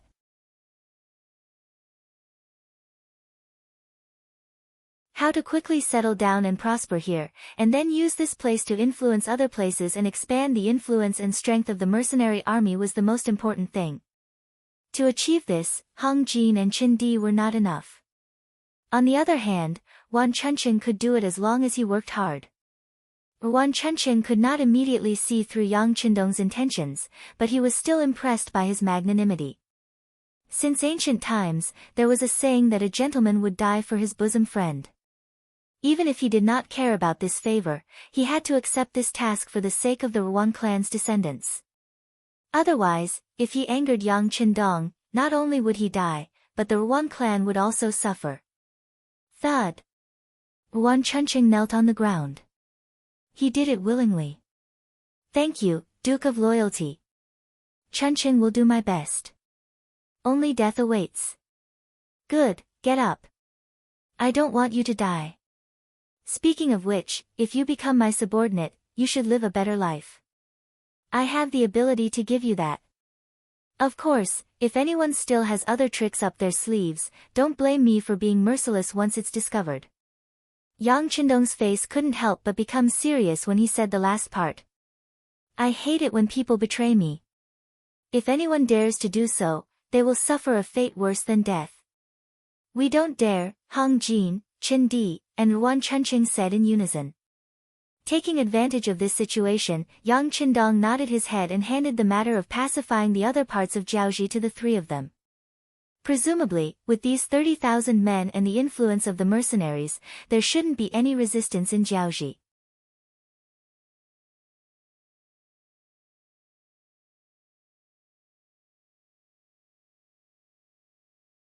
Chapter 536. As the three of them left, another young man was brought into the hall. As soon as the young man entered the hall, he knelt down in front of Yang Qindong and greeted him. The person who came was none other than one of the first students of the Yang Qindong Academy. He was also one of Yang Qindong's disciples, Chang Qianhao. The Chang family was a wealthy family. Not only was their family wealthy, but their businesses were spread all over the Jiangnan area. There were also some officials in the family who had a close relationship with the southern Ming Empire. As the leader of the younger generation of the Chang family, Chang Qianhao had already shown himself in the family and had a certain status. However, he was not a satisfied person. Especially after he went to the capital of Baiming and saw the power of the immortal abode and sky beyond sky, he worshipped the person behind all of this, Yang Qindong. Later, when the Yang Family Academy enrolled students, he signed up and became one of its members. Later, because of his excellent performance in business, he became one of Yang Qindong's disciples. After graduation, he returned to the Qing family in Jiangnan and did a lot of things for Yang Qindong, making the Qing family more powerful in Jiangnan's business. Chang Qianhao is also regarded by the older generation of the Qing family as one of the most promising people to inherit the family business. This time, he was summoned to Jiaozhi because Yang Qindong wanted to develop business here. The Qing family's influence in the southern Ming Empire's business circle was not small. This was where he needed to rely heavily, which led to the current scene. Qianhao, your body has grown stronger. Not bad, get up. Looking at the disciple kneeling on the ground, his skin seemed to have become darker. Yang Qindong nodded with satisfaction and then pointed to a chair in front of him. He did not dare to refuse an elder's gift. Although Yang Qindong was only a few months older than Chang Qianhao, the idea of a teacher for a day, a father for life was very popular at that time and was the most orthodox existence. Chang Qianhao sat in front of Yang Qindong with a trembling look. Don't be nervous. I called you over this time because I have something for you to do. Teacher is planning to start a business with Jiaozhi as the center. He will start selling some of the realm beyond heaven's products here and then sell them to the southern Ming dynasty and the nearby countries. How about it? Do you have the confidence to do this well? Yang Qindong said with a smile. Even though Baiming already had a heavens beyond trading company, transportation in ancient times wasn't very developed. When some goods were shipped to southern Ming, or even Jiaozhi, the price would rise quite a bit due to transportation issues. This wasn't beneficial for the quick sale of some goods in Crimson City. That was why he had decided to build a second commercial center around Jiaozhi. This way, not only would he be able to prosper Jiaozhi and restore its prosperity, he would also be able to earn more money and increase the flow of goods. Why not? Chang Qianhao had already thought of the reason before he had come. As for people saying that Jiaozhi was still Jiaozhi and that Yang Qindong's words didn't necessarily have the final say, he didn't think too much about it. With his trust in his teacher, he naturally didn't need to worry about the safety of his teacher. As expected, when he arrived at Jiaozhi, everything had changed. The originally huge country had now become Yang Qindong's territory. If this happened to anyone else, they would definitely be shocked. However, when it was related to Yang Qindong, Chang Qianhao felt that it couldn't be any simpler. If someone really went to the Yang Family Academy and listened to Yang Qindong's lectures, they would know that this young teacher really knew everything from astronomy to geography. It was as if there was nothing he didn't know and nothing he couldn't understand. It wasn't strange for someone like this to be able to do anything because he possessed such magic and ability. Teacher, this student will definitely do his best and won't disappoint you, said Chang Qianhao excitedly. Although Yang Qindong hadn't mentioned what benefits he would give him from the start, sometimes it was best to not mention it. For example, when selling things to different places, there would always be a problem with the ratio, and there would always be a problem with the distributor. Yang Qindong didn't specify who would give him the benefits, so how this cake would be divided, wouldn't it all be up to him? This was an opportunity to indirectly strengthen the Chang family. As long as he was slightly biased towards the Chang family and those who were on good terms with the Chang family, wouldn't he have everything? Of course, it would only be limited to a little manipulation, and he couldn't go overboard. Moreover, the Chang family would have to pay the price as well. Otherwise, no one could imagine the consequences of angering his teacher. If that day really came, it would be hard to say whether the entire Chang family would still exist. The conversation with Chang Qianhao soon ended. After all, Yang Qindong had a lot of things to do. He only needed to point out a way to do business, and the people below should know how to do it. His main focus was still on dealing with major issues. What was a major issue? Of course, it was how to deal with the relationship between Southern Ming, Baiming, and the Min King. The reason why the Min King was placed in the same position as Southern Ming and Baiming. That was because Yang Qindong didn't mean to be enemies with the Min King. On the contrary, he had to find a way to balance these three forces as much as possible. Only in this way, they wouldn't point their spears at him, and he would have the opportunity to develop his own territory and do what he wanted to do. Beta Persei, prepare the meal. In the afternoon, I will meet with the envoys from southern Ming. After all, they representing sect, so it wouldn't be good to neglect them too much. After dealing with these matters in the morning, Yang Qindong stretched his back and stood up. Compared to Yang Qindong's satisfaction, the imperial eunuch Kai Gu, who was entrusted by Ying sect's Zhu Qizhen to come to Jiaoji to announce the edict, was not in the mood to eat or drink. Initially, he thought that he was here as a representative of Yingzong to mediate the war in Jiaoji with a transcendent status. Thinking about it, with the war in a stalemate, both sides had probably suffered heavy losses, but no one wanted to take a step back. At this time, his appearance could give them a way out, and he would definitely be welcomed by everyone. In fact, it would be reasonable for them to seek some benefits for the southern Ming Empire. This was also the reason why his uncle Kai Zhong worked hard to get this job for him. Ying sect's Zhu Qizhen was a person who remembered what he had eaten but not what he had beaten. Because of Wang Zhen, Tu Mu was defeated and he almost lost the throne. However, after establishing himself in Nanjing, he still reactivated the eunuch group. However, even though they were all eunuchs, their identities were different. For example, the eunuchs around Ying sect had several factions. Other than Mao Mu, who mainly served Empress Qian, there were also Chao Jixiang, Qian Senbao, and Kai Zhong. Regarding the emergence of these eunuch factions, Zhu Qizhen had always been looking for a way to balance them. He didn't want to let one faction become too big, but he also didn't want to let one faction be suppressed to the point where they couldn't survive. However, no matter what he did, it was difficult to balance a bowl of water. In comparison, Kai Zhong's faction was originally weak. Perhaps it was because Zhu Qizhen saw this point that he gave the task of announcing the edict to Kai Zhong's nephew, Kai Gu. Along the way, Kai Gu had been imagining what kind of identity he would have when he arrived in Jiaoji, and what kind of awe-inspiring appearance he would have. However, in reality, the closer he got to the land of Jiaoji, the more complicated his thoughts became. Along the way, all he heard was news of the defeat of the Jiaoji army. When he arrived at Hanoi, the capital of Jiaoji, he heard about the battle at Shiyu City. The Jiaoji army had suffered a great defeat, and even the country's ruler had fled. It was beyond Kai Ji's expectations that the battle would come to an end in such a short time. As such, along the way from Hanoi to Shiyu City, most of the Jiaoji envoys who were following him had fled. Perhaps, they were afraid of being implicated. Others could leave, but Kai Gu couldn't. Otherwise, not only would he implicate his uncle, but he would also have nowhere to go. What awaited him was the pursuit of the Eastern faction guards and the embroidered uniform guards. Bracing himself, he finally arrived at Shiyu City. Before he even entered the city, he saw several Jingguan.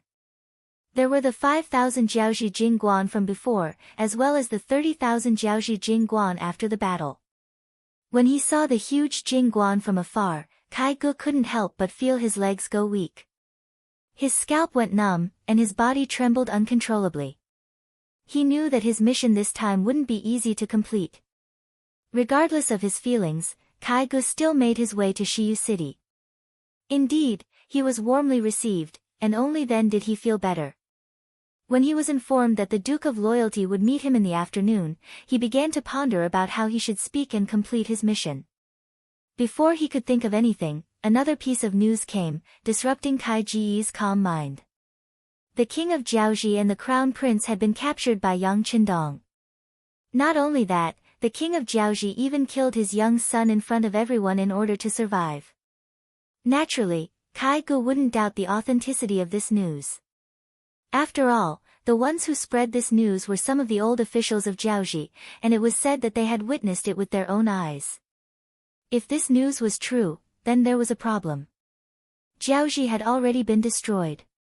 Wouldn't it be ridiculous for him to appear here as the mediator of the war? While he was in a daze, someone came to see him, saying that the Duke of Loyalty wanted to meet him. With incomparable nervousness, Kai Gu came to a courtyard and saw the Duke of Loyalty of the Great Ming Dynasty playing with goldfish beside a pond in the garden.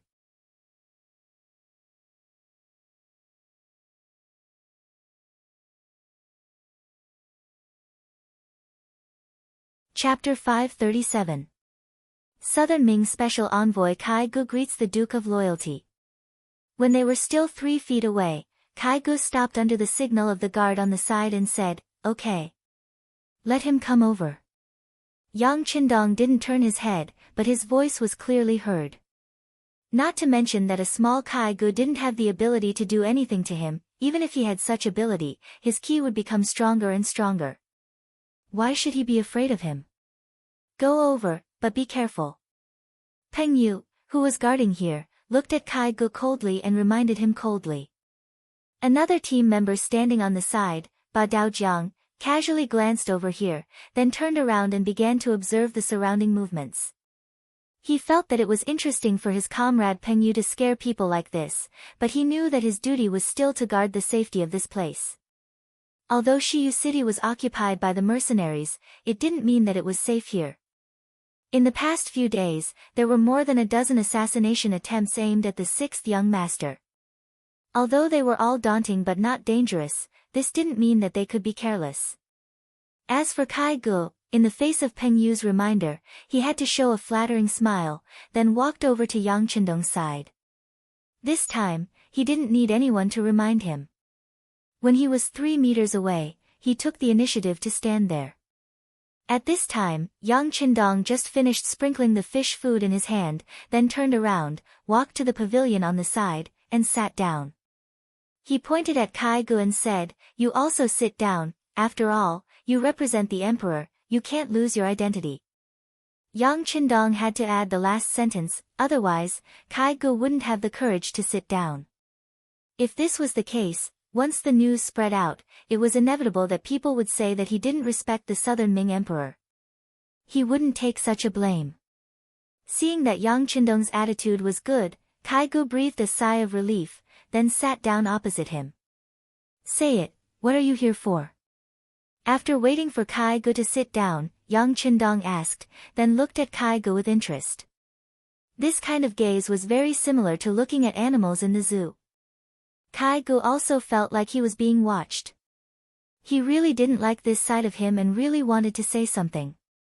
However, after thinking about it, he still held it in. It wasn't for any other reason than the fact that the person sitting across from him was too powerful. It was far beyond what he could resist, and it would only complicate matters.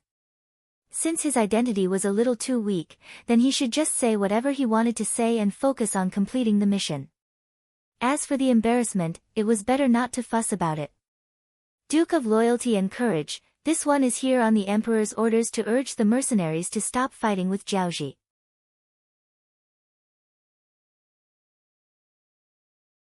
I just didn't expect.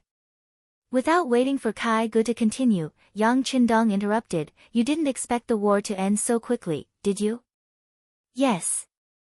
Kai Gu nodded, and then said according to what he thought at noon, the mercenaries led by Duke of Loyalty and Courage are indeed very powerful.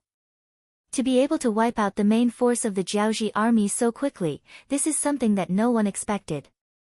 Kai Gu first praised Yang Qindong in the mercenaries' strength, but then his expression changed slightly as he shook his head and said, "It's just that killing people is just a small matter. After all, King Li is the king of Annan personally conferred by the Great Ming. If the Duke of Loyalty and Courage killed him just like that, how would others look at our emperor? Why don't we stop the war and let King Li compensate the mercenaries with some gold and silver, so that they can learn a lesson?" Looking at Kai Ji's face, Yang Qindong really wanted to spit on Kai Ji's face and say no. However, since it was a negotiation, he had to know what the other party wanted. As such, he did not immediately get angry and pretended to listen. He nodded and said, "Please continue." Yang Qindong didn't object, which made Kai Gu happy in his heart. When he spoke again, his face had a little more confidence. If Jiaoji can stop the war, this is naturally something that the emperor and all of the great Ming people want to see. However, if Duke of Loyalty and Courage can lead the army up north and wipe out the Min King's rebel army, returning peace to the southern Ming, I'm afraid that Duke of Loyalty and Courage will be recorded in the history books. This is something that will go down in history. Of course, if Duke of Loyalty and Courage feels that it is difficult, that is not a problem. As long as you support the southern Ming with tens of millions of silver to train the new army, the effect will be the same. That's right. This silver can be considered a loan from the southern Ming to Duke of Loyalty and Courage. In order to express his gratitude to Duke of Loyalty and Courage, the Emperor will definitely agree to give you the title of Prince. In the future, as long as Baiming agrees, this matter can be accomplished. As such, I'm afraid that the next time I see Duke of Loyalty and Courage, I will have to address you as Prince. Just thinking about it makes others envious, he. Kai Gu was laughing, and Yang Qindong was also laughing after hearing this. They wanted him to withdraw his troops, and they also wanted him to fork out money. What he would get in return was an empty title of a prince. Moreover, this title still required the approval of the Northern Ming Empire. In the end, it was tantamount to not having any promises. He really did not know if there was something wrong with Kai Ji's head or if Shu Qizhen was treating him like a 3-year-old child.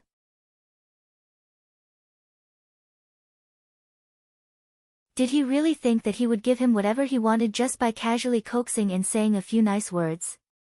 It was truly laughable. He. Both of them were laughing, but as they laughed, Kai Gu could not laugh anymore. This was because he found that Yang Qindong was sneering, and there was a trace of anger in his eyes. A murderous aura unconsciously wrapped around his body, as if he was being stared at by a wild beast. It made it difficult for him to breathe. Cold sweat unknowingly began to flow from his forehead. It must be said that Kai Gu was also a person who knew martial arts. Normally, it would be difficult for 3 to 5 men to get close to him. If he had a long sword, he could even fight against 7 or 8 people. However, he did not know why, but when facing Yang Qindong, he found that he did not even have the strength to raise his arm. Did Emperor Yingzong say these words? After an unknown amount of time, Yang Qindong finally spoke again. When he spoke, the pressure suddenly decreased by a lot. At least, Kai Gu felt that it was not so difficult to breathe. Just now, he really felt that if he continued, he was afraid that even breathing would be a problem. That was equivalent to walking through the gates of hell. He definitely did not want to experience that kind of feeling a second time. Of course, this was also Yang Qindong's intention. Just now, he deliberately mobilized the qi in his body in order to try and see how much pressure it could bring to Kai Gu. Now, it seemed that he was very satisfied with the result. One must know that he only used less than 70% of his qi to make the other party unable to move. It could be imagined that if he used his full strength, the other party would only be lying on the ground now. This was only the effect of targeting a single person. If he wanted to deal with a group of people, the effect would be greatly reduced. Fortunately, he could feel that the qi in his body had been growing stronger ever since it appeared out of nowhere. He believed that as long as he guided it well, it would only become more and more powerful in the future. Given enough time, it shouldn't be a problem for him to deal with a group of people. This is the Emperor's intention. Even though he felt immense pressure, Kai Gu did not forget the rules. As he spoke, he even cupped his hands in the air to show his respect to the Emperor. Then, do you think that there is any meaning in saying all this now? Of course, Yang Qindong knew that this was Yingzong's intention. Otherwise, how would a small eunuch like him dare to do such a thing on his own? However, he still asked the question because he wanted to put the pressure on Kai Gu. Under the pressure, the might of the qi was naturally displayed. Kai Gu shook his head. To be honest, I'm afraid that no one would expect the mercenary army to be so powerful that the Duke of Loyalty could pacify the Jiaoji army in such a short time.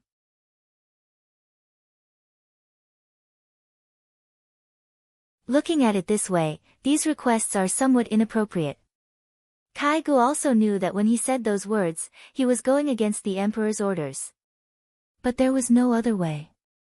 The situation was stronger than the person, not to mention that Yang Qindong was sitting opposite him. After what happened just now, he was really afraid that if he said something wrong, Yang Qindong would directly kill him. Even though killing the emperor's envoy was a huge matter, and it was normal for people to view it as a rebellion, it was even more normal for one's entire family to be executed. However, this also depended on who it was. With Yang Qindong and the powerful mercenaries behind him, he did not believe that Emperor Yingzong would be willing to offend people and avenge him for an imperfect person like him. Even if he did avenge him, so what? His own people were already dead, so there was no point in saying those things, right? Seeing that Kai Gu was still sensible, Yang Qindong nodded his head in satisfaction. He also intentionally retracted his aura so that Kai Gu would not feel so pressured. Then, he said, "It's impossible to retreat from Jiaoji. Let's put it this way, when the war has reached this stage, it's no longer up to me to decide. The leader of the mercenary army has already started to interfere. He has set his sights on Jiaoji and wants to take it for himself. Of course, if Emperor Yingzong is unhappy, he can send troops to fight. I won't object to this." After deciding on the direction of the formation, Yang Qindong said, "Maybe you don't know, but if it wasn't for me, the mercenary army's target would not be Jiaoji, but the entire Great Ming dynasty. You can also see how powerful the mercenary army is. They have such strength now." When he heard Yang Qindong say that the mercenary army's target was the Great Ming dynasty, Kai Gu was indeed a little afraid. If it was the Great Ming dynasty a few years ago, which was the Great Ming dynasty that had not experienced the changes of the earth and wood, it could still be said that they could wrestle with the mercenary army. After all, they did not have anything else, but they had a large territory and a large population. But now, the Great Ming dynasty was divided into north and south, and now there was the addition of Prince Min's forces.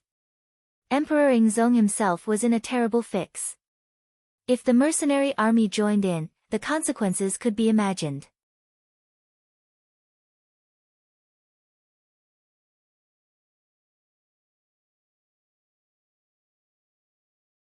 Chapter 538. Thinking about the current situation of the southern Ming Empire, Kai Gu couldn't help but feel short of breath. At this point, the initiative was completely in Yang Qindong's hands. Seeing that Kai Gu didn't speak anymore and sighed as if he had accepted his fate, Yang Qindong smiled in his heart. Some people were like this, always thinking that they were the emperor and everyone should listen to them. But once they met a tough opponent, their attitude would immediately change. Perhaps this was the human instinct to bully the weak and fear the strong.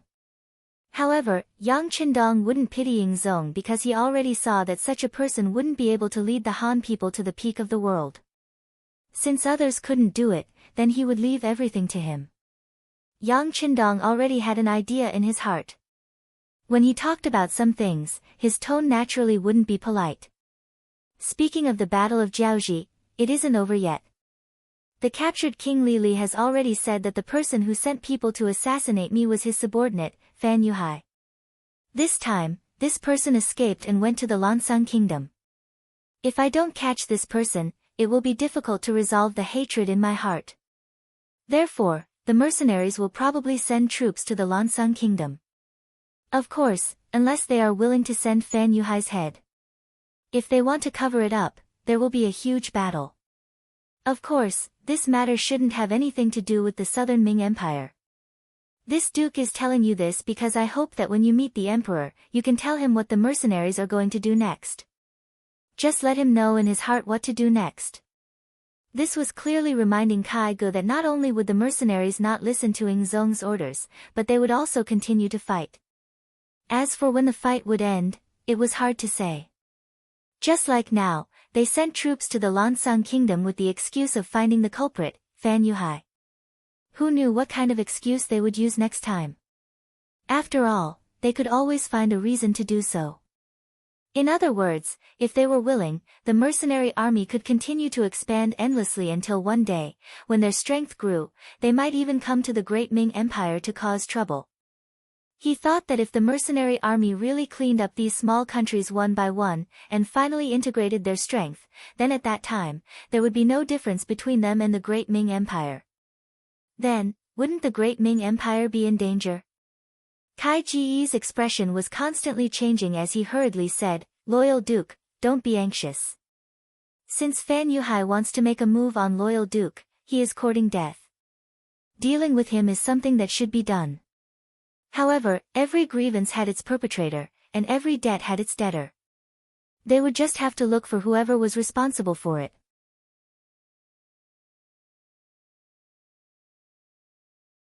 The Lansang Kingdom has always followed the lead of the Great Ming Empire. At the same time, they are also one of the vassal states of our Great Ming Empire. I believe that as long as we reason with them and move them emotionally, they will definitely not cover up the existence of Fan Yuhai. Please give them some time to deal with this matter properly. I can try my best to help with this. After all, I am also a citizen of the Great Ming Dynasty. However, you should also know that we cannot delay for too long. If we delay for too long, once the leader of the mercenary army gets angry, I don't know what will happen. Yang Qindong nodded. He originally didn't have the intention to make a move on the Lansang Kingdom immediately. It wasn't that he didn't have sufficient military strength, but if he didn't consolidate his rear, it would be easy for problems to arise. Right now, he needed to focus on how to turn Jiaoji into his rear base. Only after this base was stabilized, then he would proceed to the next step of expansion. Of course, if someone wanted to show off like a clown, then he wouldn't hold back. Naturally, other people wouldn't be able to see his thoughts, so he needed to use this opportunity to pressure the Southern Ming Empire and Yingzong. At the same time, it was also a method to numb the Southern Ming Empire. He wanted to create a misconception that the strength of the mercenary army was limited. It was already very difficult for them to conquer Jiaoji, let alone the Lansang Kingdom. This way, the Southern Ming Empire might look down on the mercenary army, and this would create more time for him to develop. The matter regarding Jiaoji was settled just like that. In short, he couldn't return the money, and he believed that Yingzong would accept this fact. However, there was nothing he could do even if Yingzong didn't accept it. Would he really bring his troops over? Putting aside whether he had the strength to do so, if he really dared to do so, Min King and Bai Ming would definitely use this opportunity to deal with him. By then, the Southern Ming Empire could only become history and disappear from the stage. After settling the matter of Jiaoji, Yang Qindong brought up the matter of Yingzong wanting to borrow money. Envoy Kai, it's not impossible for the Southern Ming Empire to borrow money, but there are two conditions. Kai Gu originally thought that with Yang Qindong's domineering attitude, he wouldn't be able to get the money. Now that he suddenly heard this, Kai Gu perked up. "Please speak, Duke of Loyalty." First, the Yang family bank has to enter the Southern Ming Empire and set up branches in some of the bigger cities. Only then can we better allocate the money and work for the Southern Ming Empire. Second, even if we borrow money with collateral, we don't know what the Southern Ming Empire will be willing to pay. If we don't have anything, this matter won't be easy to handle. Don't you think so?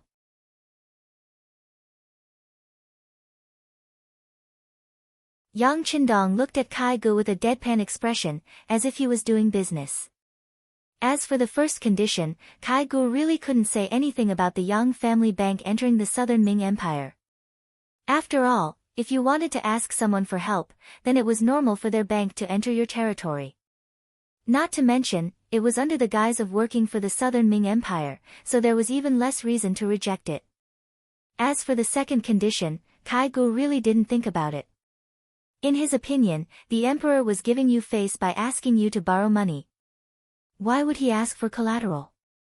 Of course, he wouldn't say such thoughts in front of Yang Qindong. Who knew if it would anger him? The feeling of being unable to breathe had not completely subsided, and he didn't want to feel it again.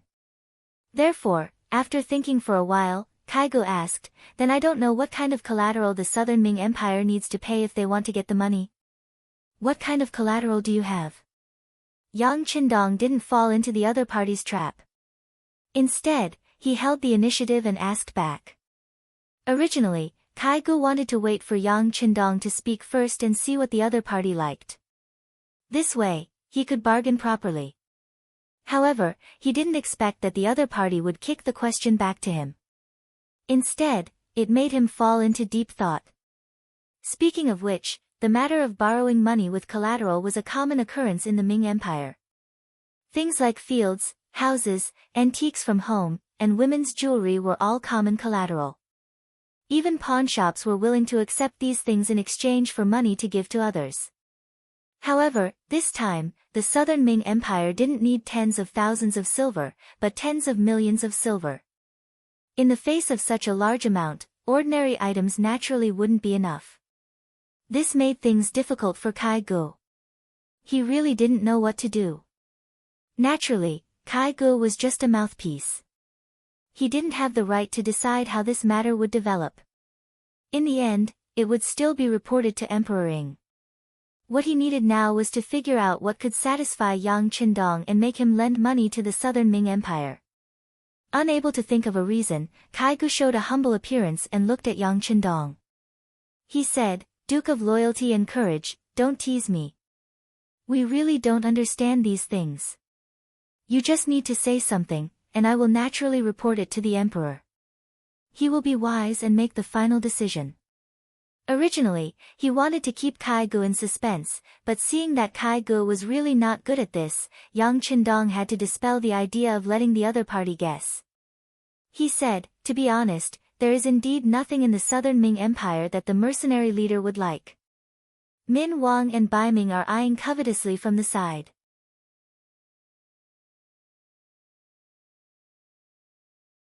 "Even if you are willing to give us land, I think the mercenary leader may not agree.